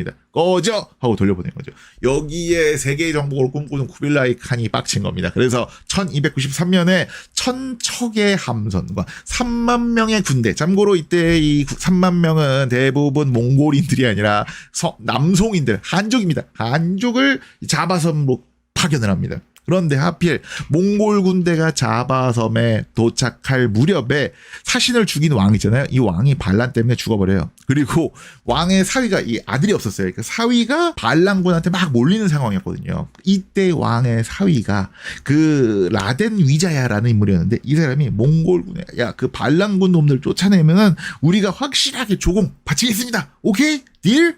오케이 딜. 요게 돼버린 겁니다. 그래서 왕의 사위랑 몽골군이 이 반란군을 다 소탕해버려요. 그런데 왕의 사위가 몽골군의 뒤통수를 쳐서 정예 병력을 몰살시킵니다. 그래서 아주 그냥 급하게 몽골군이 그동안 막 갖고 있었던 전리품 조금만 챙겨서 열심히 도망을 쳐버려요. 이게 원나라 쿠빌라이 칸 입장에서 정말로 빡치는 일이죠. 그런데 아까도 말씀드렸듯이 중국 남부에서 인도네시아 자카르타까지 직선 거리로만 3,000km가 넘습니다. 이걸 다시 또 군대를 보낸다? 또 이길 수 있을까? 이게 솔직히 좀 오바지 않습니까? 결국에는 그냥 조용히 넘어가 버리고 맙니다. 그렇게 싱가사리 왕국도 없어지고 반란군도 소탕되고 몽골 군대도 없어지고 왕의 사이였던 라덴 위자야가요 자신의 근거지인 라자파잇의 새로운 왕국을 건설하는데 이게 인도네시아 역사에서 가장 넓은 영역을 장악한 마자파잇 제국의 시작입니다. 참고로 전성기를 이끌었던 재상은요 가자마다라는 인물인데 이 인물이 인도네시아에서 가장 최고로 꼽힌 인물이에요. 이 인물의 이름을 따서 만든 이 가자마다 대학교가요 거의 인도네시아에서는 최고의 명문대, 인도네시아에도 국립대학이 있으니까 그 다음 급으로 속한다고 해요. 그러니까 우리나라로 치면은 약간 황희대학교, 정도전 대학교가 거의 고려대학교 수준으로 갖고 있다. 그만큼 이 가자마다가 활동하던 마자파잇 제국이 인도네시아에서는 거의 우리의 조상, 직계 조상, 인도네시아의 원형이라고 불릴 만큼 굉장히 자랑스러워하고요. 그리고 마자파잇 제국의 존재 때문에 인도네시아랑 말레이시아도 한창 이제 식민 지배받고 독립운동을 할 때는 우리 그냥 독립할 때 같이 독립할까? 그러니까 통합 독립을 하는 논의가 벌어지는 계기까지 마련해 주었다고 해요. 다만 마자파잇 제국도 천년 만년 가지를 못합니다. 요게 이제 1300년대, 1200년대 말 이야기잖아요. 한 200년, 300년 정도 있다가 마자파잇 제국이 몰락을 하는데 요때도 중국의 또 다른 제국이 또 한 번 끼어듭니다. 이번에는 몽골의 원나라가 아니라 한족의 명나라였어요. 명나라 3대 황제인 영락제 때 정말 대대적인 해외 원정, 이거 원정이라고 말해야 될지 출장을 하고 말해야 될지 아무튼 이런 거 가지 않습니까? 정하의 원정, 정하의 대원정이라고 불리는데 동남아시아를 거쳐서 동아프리까지 진출한 정말 기염을 토하죠. 그런데 이때 정하의 함대가 동남아시아를 거칠 때 거점으로 활용한 게 바로 말라카였습니다. 그러니까 정화가 실크로드 집안, 그러니까 저 위구르 요쪽 그쪽 집안에 태어나서 무슬림이었었어요. 그래서 그랬는지 어쩌는지 모르겠지만은 이슬람 세력을 굉장히 많이 밀어줬습니다. 그 말라카 술탄국을 막 건국한 사람이 나라 세우면서 이슬람으로 개종을 했거든요. 그 덕분에 정화 코인이라고 말해야 될지, 이슬람 코인이라고 말해야 될지, 명나라 코인이라고 말해야 될지 이거를 제대로 탑니다. 그러니까 정화가 가면서 픽을 하죠. 이후에 명나라가 무역적으로 말라카 왕국을 제대로 밀어줍니다. 그러니까 동남아시아에서 그러니까 중국과 인도를 잇는 중국 남중국해와 인도양을 잇는 요 중개무역에서 말라카 왕국이 확 뜨고 그리고 또 마자파이 제국이 힌두교 나라였어요. 이 힌두교 나라였던 마자파이 제국이 쇠퇴를 하게 됩니다. 그리고 말라카의 부상 마자파이의 쇠퇴는 말레이시아와 인도네시아 지역의 이슬람화를 가속시킵니다. 바로 요 스토리가 전 세계에서 인도네시아가 무슬림 인구가 가장 많게 된 지리적 역사적인 배경이 되겠습니다. 지금부터는 이제 인도네시아 근대사 이야기를 한번 해봐야 될 텐데요. 16세기부터 인도네시아 지역은 유럽 열강들의 침략을 받기 시작을 해요. 잘 나가던 말라카 왕국이 1511년에 포르투갈한테 멸망당합니다. 아까 말씀드렸죠. 인도네시아 말루크 제도에는 향신료가 굉장히 많이 나온다. 아프리카랑 인도로 진출한 포르투갈이 당연히 향신료 무역을 또 진출하고 독점하려고 인도네시아까지 온 겁니다. 그렇게 말라카 왕국을 무너뜨리고 포르투갈의 동남아시아 거점을 말라카로 잡습니다. 그런데 포르투갈이 막상 인도네시아 전역을 다 지배하지 못해요. 당시 인도네시아 현지 왕국들의 군사력, 기술력이 생각보다 굉장히 좋았습니다. 여기가 말레이시아, 인도네시아 요 지역이 세계에서 가장 중요한 무역로 중 하나예요. 그러니까 우리가 지정학 이야기할 때 정말로 그냥 전 시대를 통틀어서 가장 중요한 지정학적인 거점이 어디냐 그러면 요 말라카 해협입니다. 이곳을 지키던 왕국들이 그냥 허접하게 있었겠습니까? 그런데 하필 또 포르투갈은 또 이 인도네시아 가지고 선교하겠다고 종교가 문제야. 막 종교적으로 꼬장도 부리고 그래요. 그래서 현지 세력들에게 반발이 굉장히 큽니다. 요 틈에 그러니까 이제 1600년대로 오는 겁니다. 17세기쯤에 후발주자인 네덜란드가 치고 들어오면서 인도네시아 향신료 무역을 장악하기 시작을 합니다. 그리고 참고로 말씀드리면은 그렇게 쫓기다가 겨우 이제 지켰던 포르투갈이 지켰던 곳이 바로 요 동티모르가 되는 거죠. 그렇게 이제 말레이시아, 인도네시아 지역은요 18세기까지 그냥 말레이시아, 인도네시아 통으로요. 네덜란드가 꽉 잡고 있었습니다. 하지만 네덜란드의 이러한 세상도 천년만년 가진 못하겠죠. 뭐 그 18세기 워낙 또 영국과 네덜란드가 해상 무역을 가지고 경쟁을 하다가 19세기 초 하면 영국의 유럽에서 뭐죠? 나폴레옹 전쟁이 있을 때 아닙니까? 요 나폴레옹 전쟁 때 네덜란드가 나폴레옹군한테 정복당하는 일이 생깁니다. 요때 이거 개꿀 하고서는 영국이 네덜란드령 뭐 인도뿐만이 아니라 말레이시아, 인도네시아 지역을 확 뺏어버려요. 물론 이제 나폴레옹 전쟁이 끝나고 이제 빈 회의할 때 야 그래 알았어 하고서 자바섬이나 수마트라 섬 같은 건 돌려줘요. 근데 말레이 반도 이런 데는 안 돌려주는 거예요. 그리고 이제 야 우리도 본격적으로 요 말라카 해협에서 뭔가 거점을 만들어야겠어 하고선 여기 싱가포르를 이 1819년인가 요때 막 개발하기 시작하거든요. 그러니까 영국이랑 네덜란드가 야 니들 이러면 안 되지. 그리고 둘이 또 대립을 하다가 결국에는 뭐 둘 다 강대국이잖아요. 1824년에 둘이 조약을 맺어요. 그래서 말라카 해협을 기준으로 해서 북쪽 즉 말레이 반도는 영국이 먹고 말라카 해협 남쪽 그러니까 수마트라 섬, 자바섬 이쪽은 네덜란드의 영향력을 인정해 주는 걸로 마무리가 됩니다. 그렇게 1824년 영국이랑 네덜란드의 조약 때문에 지금까지도 말레이시아와 인도네시아의 국경선은 요 모양 요 꼴을 유지하고 있는 겁니다. 네덜란드의 식민 지배는 인도네시아에게 무엇을 남겼을까요? 첫 번째, 하나의 제국에게 지배를 받으면서 우리는 뭔가 이렇게 하나로 저놈한테 독립해야 돼라는 동질성이 생깁니다. 하나의 아이덴티티가 생긴 거죠. 두 번째는요. 반대로 다른 문화권의 제국으로 지배를 받잖아요. 그러니까 우린 누구지? 우리는 저들과 다른 무언가인데? 라고 민족주의가 각 지역에서 만들어지기 시작해요. 요게요. 20세기에 독립한 나라들, 신생 독립국이라고 불리는 나라들이 비슷하게 겪는 과정들입니다. 하지만 독립 과정에서 하나의 갈림길에 서게 돼요. 첫 번째, 독립운동 세력이 다 같이 단결해서 하나의 국가를 만드느냐. 두 번째, 이념, 종교, 어떠한 정체성이 다르다라는 이유로 그냥 나눠서 독립을 하게 되느냐. 인도랑 파키스탄 같은 경우는 대표적으로 종교 문제 때문에 분리 독립한 케이스고요. 그리고 한반도, 남한과 북한은 미소냉전, 그러니까는 이념 때문에 분리 독립한 대표적인 케이스겠죠. 그러면 인도네시아는 어떨까요? 생각보다 굉장히 강력한 리더십, 그리고 또 그 네덜란드죠. 식민 제국의 어떤 마지막까지의 꼬장 때문에 결국에는 하나의만 나라로 유지가 된 그런 사례라고 볼 수가 있습니다. 제가 마자파잇 제국 이야기를 좀 많이 해서 오해하실 수가 있는데요. 1만 7천 개의 섬으로 이루어져 있습니다. 인도네시아는. 그만큼 굉장히 역사가 지방 분권적이었어요. 지금까지도 한 1,300개 이상의 민족이 있어요. 무슨 족. 그리고 지역 언어는 조금씩 다르지만 통계는. 하지만 최대 700여 개의 언어가 존재한다고 합니다. 이슬람교가 주류 종교라고 해서 모든 지역의 이슬람교 분위기가 똑같은 게 아닙니다. 네덜란드의 식민 거점이었던 예전엔 바타비아라고 불렸던 자카르타 같은 경우는요. 굉장히 이슬람 종교 분위기가 세속적인데 반해 와하비즘이 들어왔던 요 수마트라 섬 서부 대표적인 아체주 같은 경우는 굉장히 보수적입니다. 그런데 이 나라가 하나가 될 수 있었던 거는 네덜란드 때문입니다. 네덜란드가 잘 통치를 해준 덕분이 아니라 네덜란드가 끝까지 괴롭혀서예요.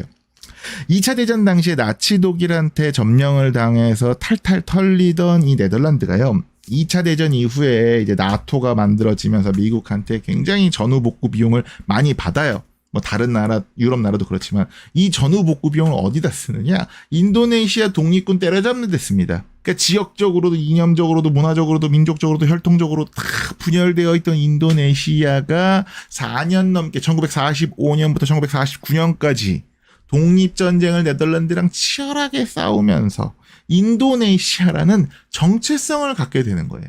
1949년 독립한 인도네시아 연방은 심지어 그 다음해인 1950년 8월에 연방을 해산하겠다고 하고 그리고 중앙 집권 시스템을 가진 인도네시아 공화국을 새로 만들게 됩니다. 그리고 이 과정에서 내건 슬로건이 바로 판차실라예요. 말 그대로 인도네시아의 5개의 원칙, 인도네시아 건국의 5개의 이념, 원칙이라고 보시면 됩니다. 쭉 보시면 다 좋은 말들 같아 보여요. 근데 이 판차실라의 대표적인 사례 하나만 딱 꼽자면 첫 번째에 있는 요 일신교 원칙입니다. 원래 인도네시아에서는 헌법에 공화국 대통령은 뭐 무슬림이어야 한다 이런 식으로 이슬람 우위 원칙을 넣으려고 했어요. 그런데 헌법 제정 과정에서 인도네시아의 국부라고 불리는 수카르노 대통령이 또 세속주의자예요. 그러니까 튀르키예의 국부인 에르도안이요. 세상에 아타튀르크가 세속주의자인 것처럼 여기도 또 세속주의자라 가지고 야 그런 거 넣지 마 해버립니다. 그러니까 네덜란드 식민 통치 때문에 굉장히 기독교 수도 많았다고 해요. 뭐 한 2천만 정도가 됐다고 합니다. 그런데 흥미로운 게요. 진짜 유일신교가 아닌 불교, 유일신교 아니잖아요. 유교. 이건 뭐 사실 종교라고 말하기도 애매하잖아요. 뭐 이데올로기죠. 힌두교, 이거 다신교 이런 종교들도 다 공식 종교, 그러니까 허용 종교 안에 포함이 돼요. 신기하죠. 그러니까 불교는 또 불교 나름대로 이유를 다 갖다 댑니다. 유교는 뭐 공자가 유일신을 뭐 섬기는 예지자고 뭐 힌두교는 어쩌고저쩌고 정말 이상한 논리를 가지고 와서 전부 다 모든 종교, 모든 이데올로기를 이렇게 포용하는 방식으로 나아갔다라는 거죠. 여기까지 들으시면 인도네시아가 굉장히 좋은 나라라고 느껴지실 수가 있습니다. 하지만 그늘 없는 나라가 어디 있겠습니까? 대표적인 사례가 동티모르 사태죠. 1974년에 이제 동티모르가 포르투갈한테 독립을 해요. 이제 그때 포르투갈이 이제 민주화되는 과정에서 독립을 하는데 독립이 되자마자 인도네시아한테 점령을 당합니다. 참고로요. 서티모르, 그러니까 여기 있는 티모르의 서쪽 있죠. 서쪽 같은 경우는 이제 인도네시아 원래 영토였고 여긴 이슬람교로가 주류인데 또 동티모르 같은 경우는 포르투갈 식민 지배를 오래 받아서 인구 대부분이 99%가 가톨릭교도라고 합니다. 그래서 동티모르는 꾸준하게 독립을 하려고 했고요. 그리고 또 하필이면 동티모르 요 바다 남쪽 있잖아요. 티모르해. 여기에 석유랑 천연가스가 매장이 되어 있어서 꾸준하게 인도네시아는 동티모르를 독립 안 시켜주려고 해요.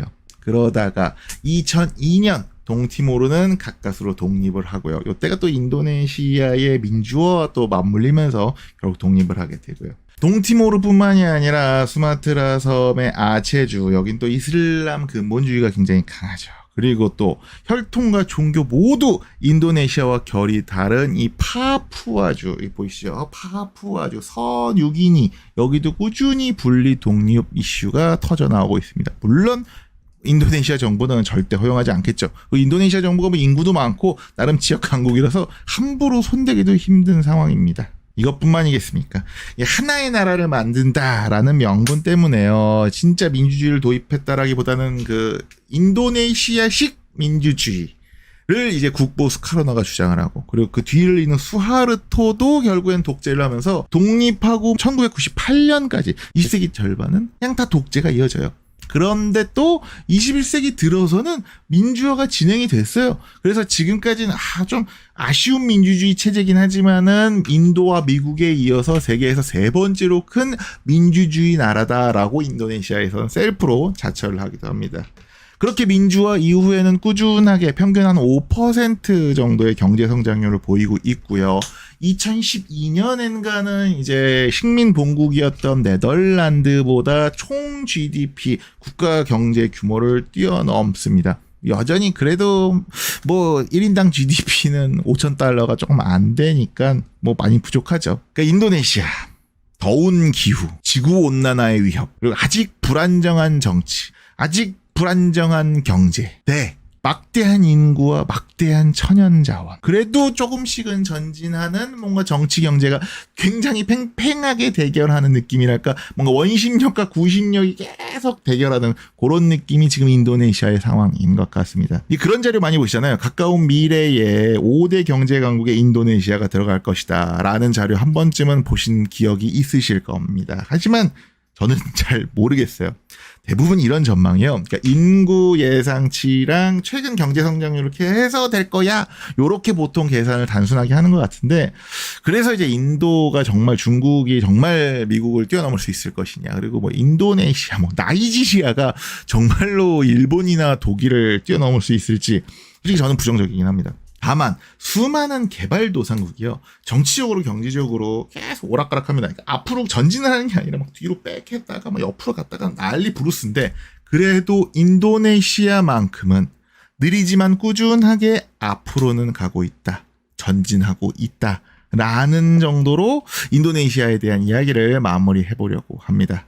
일본이랑 필리핀을 비슷하다고 느끼시는 분들은 거의 없을 겁니다. 아무리 섬나라라고 해도 분위기가 워낙 다르긴 하죠. 뭐 필리핀이 한 섬에 7,000개 있을 거고요. 일본이 섬이 한 14,000개 정도 되는데, 그거랑 상관없이 일본은 잘 살고요. 필리핀은 잘 못 삽니다. 그게 가장 크죠. 하지만 우리는 이제 가까운 일본에 대해서는 좀 그나마 잘 알고, 필리핀은 놀러만 가봤지 그 나라의 뭐 역사 뭐 이런 거에 대해서는 잘 모르잖아요. 그래서 일본과 필리핀을 한번 비교를 해보면서 필리핀, 특히나 이 필리핀의 지도를 함께 알아보려고 합니다. 필리핀이랑 일본이랑 비슷한 거 첫 번째가요, 자연재해, 그러니까 지진, 화산, 태풍이 되게 잦습니다. 지구에서 지질 상태가 가장 불안하다라고 할 수 있는 불의 고리라고까지도 불리는 그 환태평양 조산대가 일본이랑 필리핀을 지나죠. 두 번째 공통점은 대륙의 끝에 있다라는 거예요. 대륙의 끝이 뭘까요? 일본은 기본적으로 이 동북아시아의 끝에 위치합니다. 그래서 동북아시아 역사랑 문화랑 되게 비슷한 것 같으면서도 묘하게 다른 분위기를 가지고 있죠. 이게 필리핀도 그래요. 필리핀도 전체적 동남아시아의 끄트머리에 있습니다. 우리가 봤을 때는 뭐 베트남, 태국, 필리핀이 이웃 같아 보이지만은 바다가 은근히 떨어져 있습니다. 이게 영국도 그래요. 영국도 그 유럽 대륙의 끝에 있다 보니까는 뭔가 역사나 문화가 비슷한 듯한데도 묘하게 영국 나름의 다른 어떤 개별성이 존재합니다. 제가 생각나는 건 요 정도 되는데 혹시 또 생각나시는 거 있으면 댓글로 한번 남겨주시죠. 마지막으로 하나만 더 말씀드릴게요. 이게 참 비슷하면서도 다른, 일본과 필리핀이 다른 부분인데요. 일본이랑 필리핀이 여러 개의 화산섬으로 이루어져 있는 섬나라죠. 그래서 일본도 필리핀도 모두 역사 기간 동안 중앙정부가 강력하게 통제하기보다는 각 지방의 힘이 굉장히 강했습니다. 우리는 그거를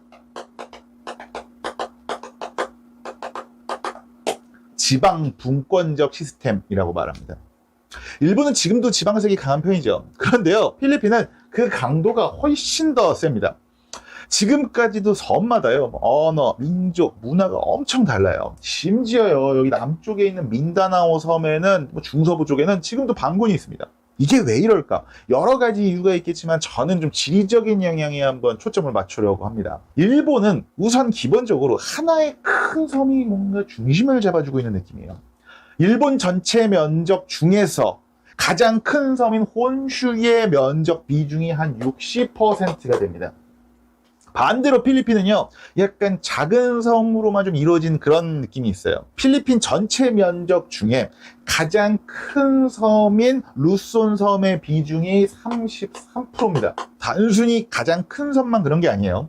일본은 대표적인 섬이 혼슈, 홋카이도, 시코쿠, 그리고 규슈 이렇게 4개죠. 그런데 필리핀의 대표 섬 하면은요, 루손 섬, 민다나오 섬, 사마르 섬, 팔라완 섬, 보홀 섬 11개 정도가 된다고요.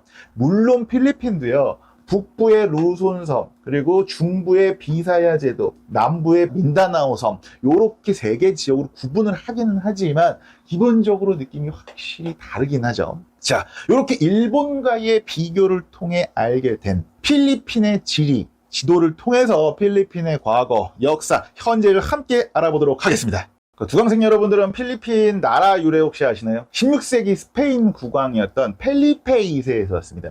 스페인 사람들이 탐험대, 원정대가 이 필리핀 땅에 와가지고 여기는 이제 그 펠리페 것들이다 라고 해서 펠리피나스라고 이름을 붙였는데 그게 스페인어, 나중에 현대 스페인어인 필리피나스로 되고요. 그리고 영어인 필리핀스가 된 겁니다. 이건 완전히 여담인데요. 필리핀 서남 쪽에 있던 술루술탄국의 자기들 주장이 알렉산더 대왕이 바다를 정찰하라고 보낸 부하 장수가 있었는데 그게 이제 우리 조상이 됐다라고 주장을 한다고 해요. 물론 이 썰은 그만큼 알렉산더 대왕이 중동 지역을 넘어서 이제 이슬람권에 있는 인도네시아, 필리핀 지역, 동남아 지역까지도 그 유명세가 떨쳤다라는 썰이긴 하죠. 그런데 재밌는 거는 술루술탄국이 필리핀을 통일했으면 나라 이름이 필리피나스가 아니라 알렉산디나스, 알렉산딘이 될 뻔했다는 거. 아무튼 보통 우리가 필리핀 역사를 배울 때요, 스페인이 도착한 이후, 그러니까 필리피나스가 된 이후를 중심으로 많이 봅니다. 그런데 저는 필리핀이 좀 제대로 하려면은 스페인 식민시대 이전을 조금 더 자세히 봐야 된다라고 생각을 해요. 물론 사료가 많지는 않습니다. 첫 번째, 필리핀 사람들의 계통, 민족적이고 인종적인 계통을 분류하면은 오스트로네시아계라고 합니다. 여기죠. 남중국 또는 대만 어딘가를 고향으로 하는 사람들인데 서쪽으로는 아프리카의 마다가스카르 섬부터 그리고 동쪽으로는 남태평양의 그 대두상 있는 이스터 섬까지 진출했던 엄청나게 대단한 해양 민족이라고 할 수가 있습니다. 필리핀도 당연히 섬나라 사람들로서 그러니까 바다를 통해서 선진 문물도 받아들이고 자기 스스로도 성장을 했습니다. 고대 필리핀에서 쓰던 문자가요, 바이바이인 문자라고 해요. 지금은 당연히 알파벳 쓰니까 안 쓰긴 하겠지만, 근데 이 바이바이인 문자가 인도계 문자랑 아랍 문자를 섞어서 개량한 거라고 해요. 그만큼 바다를 통해서 중동 문물까지 흡수했다는 거. 그러던 필리핀이 중국 덕분에 갑자기 뜹니다.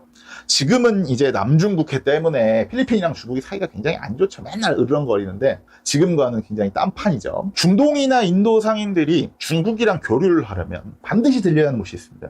자, 홍해, 페르시아만, 첸나이 들렸다가 바로 여기 있는 말라카 해협, 물라카 해협입니다. 말레이 반도랑 수마트라 섬 사이에 있죠. 그런데 이 물라카 해협을 지나서 이 중국, 남중국이나 이 중국이랑 교류를 하려면 이 남중국해를 가야 되는데 생각보다 이 남중국해가 굉장히 넓습니다.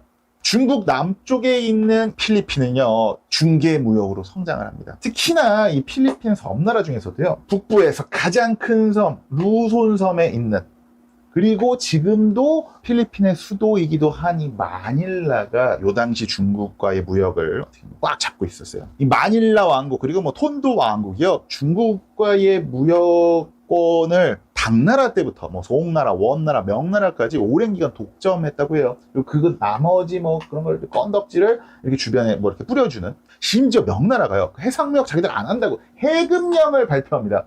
이렇게 해금령을 발표했음에도 불구하고 그 중국의 밀수 있죠. 밀수 루트를 뚫은 게 누구냐? 이 마닐라 왕국입니다. 그래서 16세기에는요 스페인 사람들이 마닐라에 도착했을 때 도시의 화려함에 감탄했다라는 기록도 있습니다. 물론 마닐라만 잘 나간 게 아닙니다. 이 당시에는 뭐 남부 이슬람계 왕국, 아까 그 알렉산더의 후손이다라고 말했던 술루 술탄국도 있고요. 그리고 중부 힌두계 왕국인 세부 왕국 등등. 누군가는 중개무역으로 뜨기도 하고요. 또 누군가는 해적지를 통해서 뜨기도 하고요. 또 누군가는 이 중개무역 안에서 물류센터 역할을 맡으면서 성장을 하는 등등. 16세기 유럽인들, 특히 뭐 스페인인들이 오기 전까지 필리핀 제도에는 약 20여 개의 지역 왕국들이 존재했다고 해요. 임진왜란이 일으킨 도요토미 히데요시 있죠? 도요토미 히데요시 미친놈이요. 단순히 명나라만 치려고 계획을 했던 게 아닙니다. 명나라 치고 어디까지 가려고 그랬냐면 필리핀까지 정복을 하려고 했다고 합니다.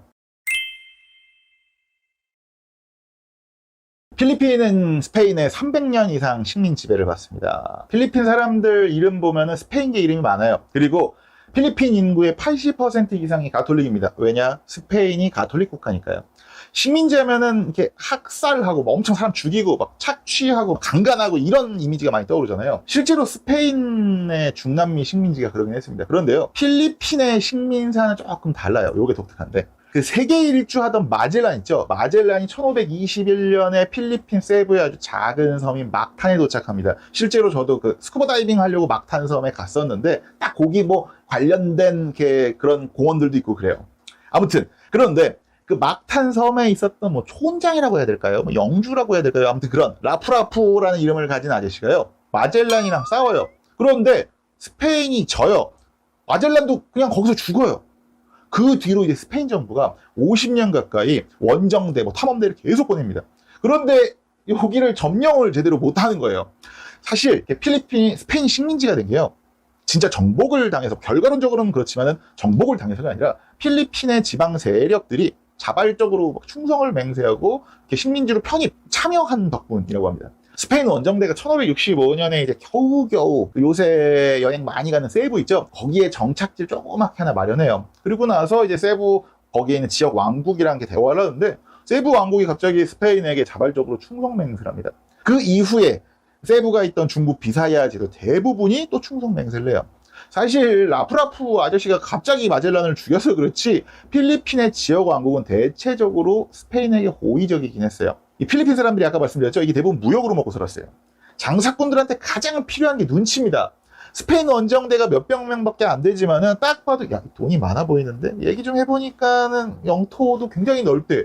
야, 이게 중소기업끼리 아웅다웅 사느니 대기업 계열사로 들어가면은 영업망도 넓어지고 또 좋지 않을까? 라는 생각이 든 거죠. 그렇게 많은 나라들이 생각보다 자발적으로 스페인의 신하, 스페인의 식민지가 되고요. 결론적으로 1571년, 아까도 제가 말씀드렸죠. 대중국 무역권을 오랜 기간 장악하고 있었던 필리핀의 맹주와도 같았던 마닐라 왕국이 최종적으로 정복이 되면서 스페인의 필리핀 식민시대가 열리죠.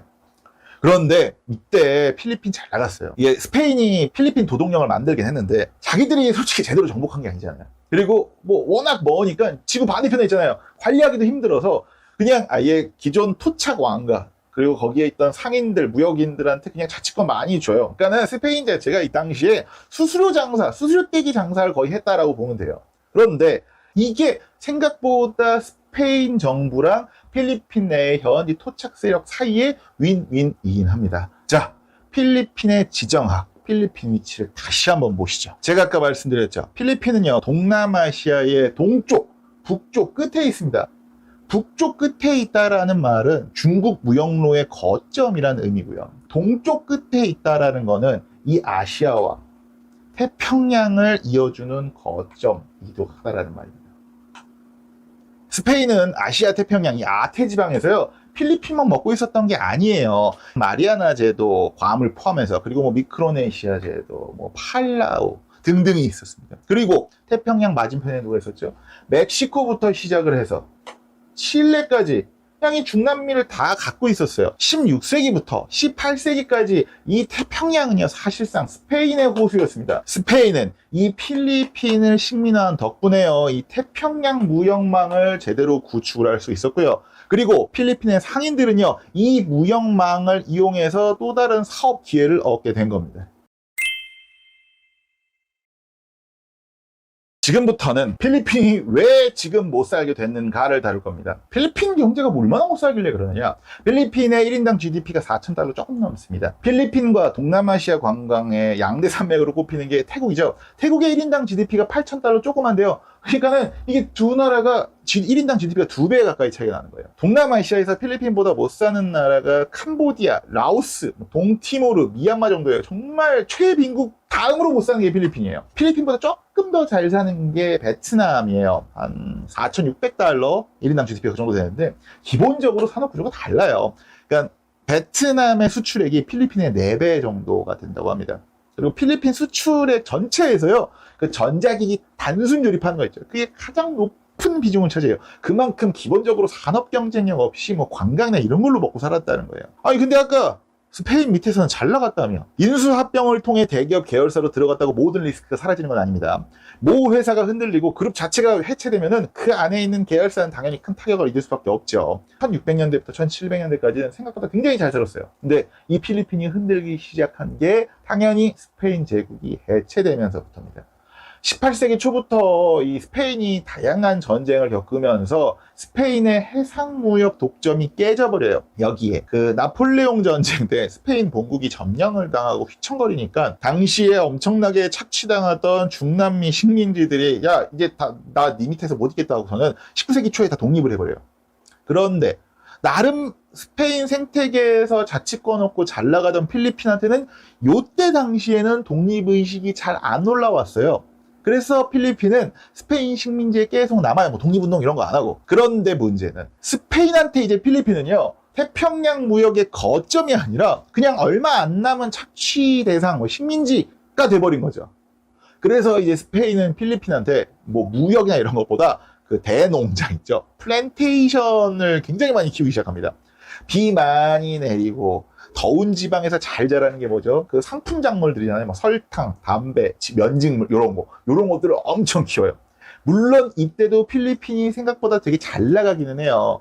지금 동남아시아 커피 하면 베트남이잖아요. 근데 당시에 아시아에서 가장 많은 커피를 생산한 게 이 필리핀이었습니다. 특히 영국한테 무역 거점으로 픽돼요. 물론 스페인 식민지긴 한데 그때 당시에 스페인이랑 영국이 좀 잘 붙어먹다 보니까 덕분에 필리핀이요, 또 동아시아 전체로 봤을 때도 근대가 가장 빨라요. 영국계 은행인 그 HSBC 은행 있죠. 이게 1865년에 설립되거든요. 뭐 우리나라 고종 초죠. 그런데 필리핀에 지점을 낸 게 1875년이에요. 그 강화도 조약하기 1년 전입니다. 필리핀 현지 자본으로 만든 BPI 은행이 1851년에 설립됩니다. 이게 우리나라로 치면 지금 그 조선 철종 때일 거예요, 아마. 그런데요, 흥미로운 부분 아니죠.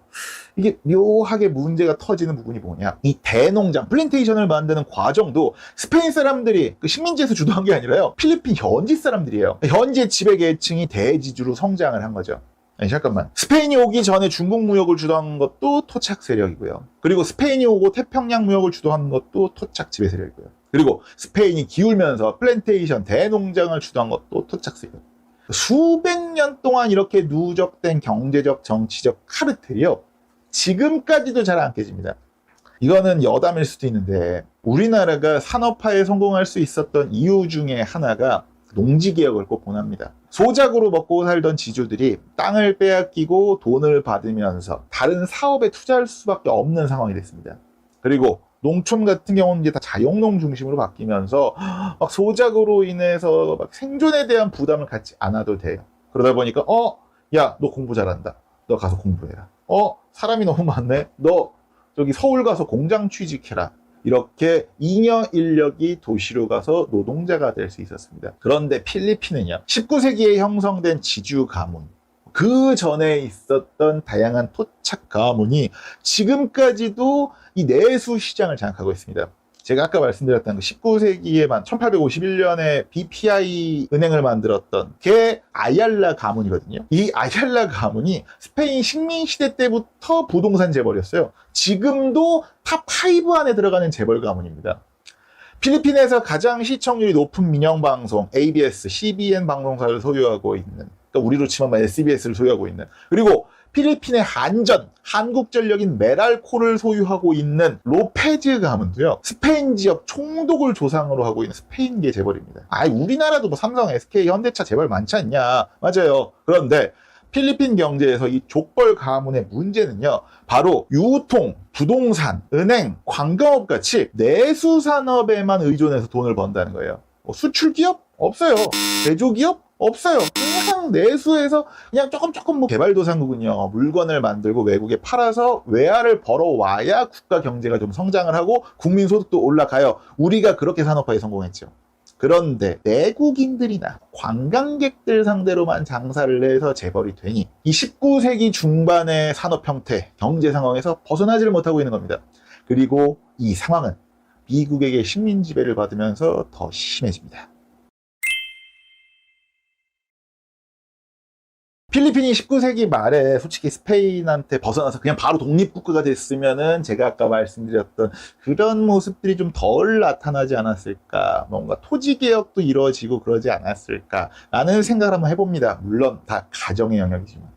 시간을 다시 1860년대로 한번 돌려볼게요. 필리핀이 어느 정도 근대화가 됐다라고 말씀을 드렸죠. 그런데 바로 필리핀 경제가 흔들려요. 이때 이제 유럽 국가들이 아편 전쟁 등등을 통해서 중국에게 다이렉트로 이제 침략을 해서 뭘 뺏어먹기 시작을 하죠. 그리고 1850년대, 60년대에는 일본도 개항을 해요. 그러니까 필리핀만의 희소 가치가 떨어지는 거예요. 한참 이제 근대화돼갖고 공부도 많이 하고 이제 뭐 지식도 많이 배웠는데, 배가 고파져. 요게 딱 식민지가 독립운동할 때가 됐다. 라고 저는 보거든요. 그래서 이때부터, 그러니까 1800년대 후반부터 필리핀의 독립운동이 본격화되고 독립 영웅들이 등장을 하기 시작을 해요. 마닐라에 있는 리잘 공원이 있거든요. 그게 필리핀의 민족주의 독립운동가인 호세 리잘의 이름을 딴 거예요. 그리고 마닐라의 청담동이라고 불리는 보니파시오 지역 이름은 독립비밀 열사 카티푸난을 결성한 독립운동가인 아드레스 보니파시오의 이름을 딴 겁니다. 다 1890년대까지 활동을 하다 그때 처형당하고 막 죽고 그렇습니다. 실제로 미국이랑 스페인이 전쟁한 1898년에요. 필리핀은요, 자체적으로 독립을 선언하고 정부를 수립하기까지 해요. 이야, 이거 딱 100년 전에 미국이 이랬잖아요.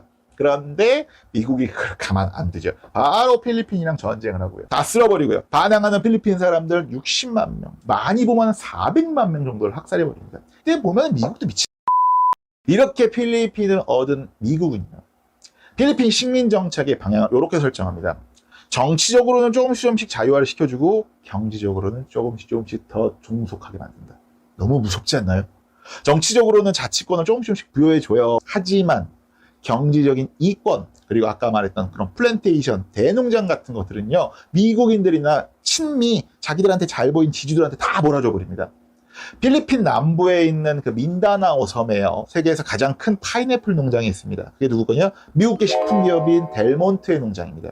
그리고 델몬트의 라이벌 도레 대농장도 이 필리핀 민다나오 섬에 있습니다. 심지어 2차 대전이 끝나고 독립시켜줄 때요, 무역법을 둘이, 그러니까 조약을 체결하는 거죠. 근데 이게 필리핀 경제를 파파는 주범으로 꼽혀요. 필리핀의 돈인 페소랑 미국 달러를 고정 환율로 묶어버린다. GDP가 낮은 국가일수록요, 화폐 가치가 낮아요. 여기에 이제 인건비도 싸잖아요. 그래서 같은 물건을 만들어도 싼 가격에 그래서 팔 수 있는 겁니다.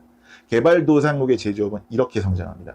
그런데 페소의 가치가 달러로 고정이 돼버리면 화폐 가치는 달러 때문에 상승을 해버리고요, 물건 수출을 못해요. 제조업으로 못 먹고 살아요. 그냥 관광만 하고 먹고 살아야 되는 겁니다. 필리핀은 1946년 미국으로부터 독립을 합니다. 하지만 여전히 경제적으로는 지금까지도 식민지 같은 상황이 계속되고 있습니다. 필리핀 치안 안 좋은 거는 다 아시죠? 이 기본적으로 인구가 많은데 자체 산업이 없으면 폭력 조직이 많을 수밖에 없어요. 그리고 아까도 제가 처음에 말씀드렸는데, 공권력이라는 중앙정부의 힘보다 뭐 족벌 가문, 뭐 지역 유지 힘이 강하면 치안이 뭐 좋을 수가 없습니다. 그리고 결정적으로 이 섬이 7,000개가 넘으니까 범죄 저지르고 어디 숨기도 좋고요, 뭐 해적질하기도 굉장히 좋죠. 하지만 우리가 잘 모르는 게 있습니다. 뭐냐면은 필리핀 내전 중이에요. 아까 제가 뭐 델몬트, 파인애플 농장, 도올 농장이 있다고 했던 민다나오 섬 있죠? 거기에 이슬람계 반군이 있습니다. 이게 이제 역사적으로 거슬러 올라가면은 거의 500년 전, 그러니까 뭐 1520년대, 1570년대까지 거슬러 올라가야 돼요. 스페인의 식민 지배를 받기 전에 필리핀에는요, 이슬람 세력이 지금이랑 비교할 수 없을 만큼 굉장히 강했습니다. 기본적으로 여기 뭐 말레이시아, 인도네시아도 이슬람세가 강하니까 다 영향을 받았죠. 그런데 1570년대부터 이 필리핀의 지배자는 이슬람 제국한테 800년 동안 빼앗긴 땅을 겨우겨우 찾은 레콩키스타한 스페인이잖아요. 그러니까 스페인이랑 이슬람은요, 양립 불가능한 개념이에요. 그리고 맞다. 아까 그 마젤란 죽였다고 했던 필리핀 추장 있죠? 그 라프라프 아저씨. 그 사람도 이슬람 교도예요. 그러다 보니 민다나오 섬 중서부에 있는 이슬람 세력은요, 끝까지 이제 쫄리다가 이 스페인에게 굴복하지 않고 전쟁도 벌이고 그랬는데, 이 전쟁 아직도 안 끝났다라고 생각하시면 돼요. 이 민다나오 섬 중서부에 있는 무슬림들은 미국을 상대로도 독립투쟁을 하고요. 그리고 결정적으로 독립 이후에 일이 터지는데, 독립할 때쯤 되니까 민다나오 섬에 있는 그 무슬림들이 말합니다. 우리 따로 독립하겠다. 분리 독립하겠다고. 그런데 필리핀 정부가 당연히 무시해버리고 그냥 민다나오 섬 합병해요. 그리고 아예 가톨릭계 주민 다 이주시켜버립니다. 민다나오에 있는 이제 무슬림들은 이제 막 폭발하죠. 특히나 민다나오가 필리핀에서 가장 개발이 안 돼 있고요. 문맹률이 가장 높고요. 그리고 실업률도 가장 높은 걸 자랑하고 있어요. 자랑이 아닌데. 아무튼 그러다 보니까 민다나오 섬에 있는 사람들이 단순히 시위만 하는 게 아니라 막 무장 투쟁은 기본이고요. 여기에 아부사야프 그리고 뭐 밀프라고 불리는 극단적인 이슬람 조직까지 아주 날뛰고 있는 그런 상황입니다. 한때 우리나라에서도 그 이명박 정부 때인가요, 영어를 공용화해야 한다라는 주장이 굉장히 논란이 되기도 했었죠. 미국이 식민 지배를 받았던 필리핀은 지금 영어가 필리핀어와 타갈로그어랑 같이 공용어입니다. 그런데 이것도 필리핀한테는 뭔가 문제예요. 필리핀 사람들이 영어가 되니까 필리핀에서 취직을 하려고 하는 게 아니라 다 영어권 국가로 나가버리는 거예요. 해외에 나가서라도 돈을 벌어온다라는 뭐 긍정적으로 해석될 수도 있겠지만은, 여기에 괜찮다 싶으면 필리핀을 발전시키는 게 아니라 전부 다 이렇게 인재가 유출되는 리스크를 갖고 있다라고 해석이 될 수도 있겠죠. 이게 이렇게 영어권 국가의 양날의 검으로 해석되기도 해요. 반대로 한국어 같은 경우는 고리버죠. 그러니까 이게 뭐 소통이 제대로 안 돼요. 그러니까 외국어 배우기 힘들어요. 그래서 교육을 굉장히 잘 받은 인재들이 이렇게 상대적으로 낮은 임금에도 해외로 유출이 잘 되지 않고 국내에 있는 덕분에 산업화나 경제 성장이 잘 됐다라는 또 분석도 있습니다. 이런 저런.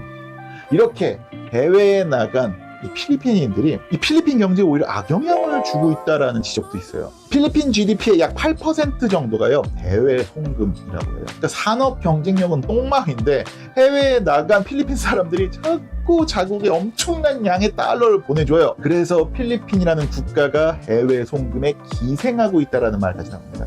이렇게 막대한 양의 외화가 계속 들어오면은 필리핀의 페소의 화폐 가치가 계속 과대평가되고 고평가돼요. 그럼 또 수출을 못하고 뭐 제조업 뭐 이런 거 산업 육성 못하고 계속 이제 해외 송금, 관광업, 남의 나라 달러에 그렇게 의존할 수밖에 없는 겁니다. 와, 제가 필리핀으로 이렇게 오래 이야기할 거라고는 생각을 하지 못했습니다. 죄송합니다. 그런데요, 필리핀을 보면서 저는 참 다양한 생각이 들더라고요.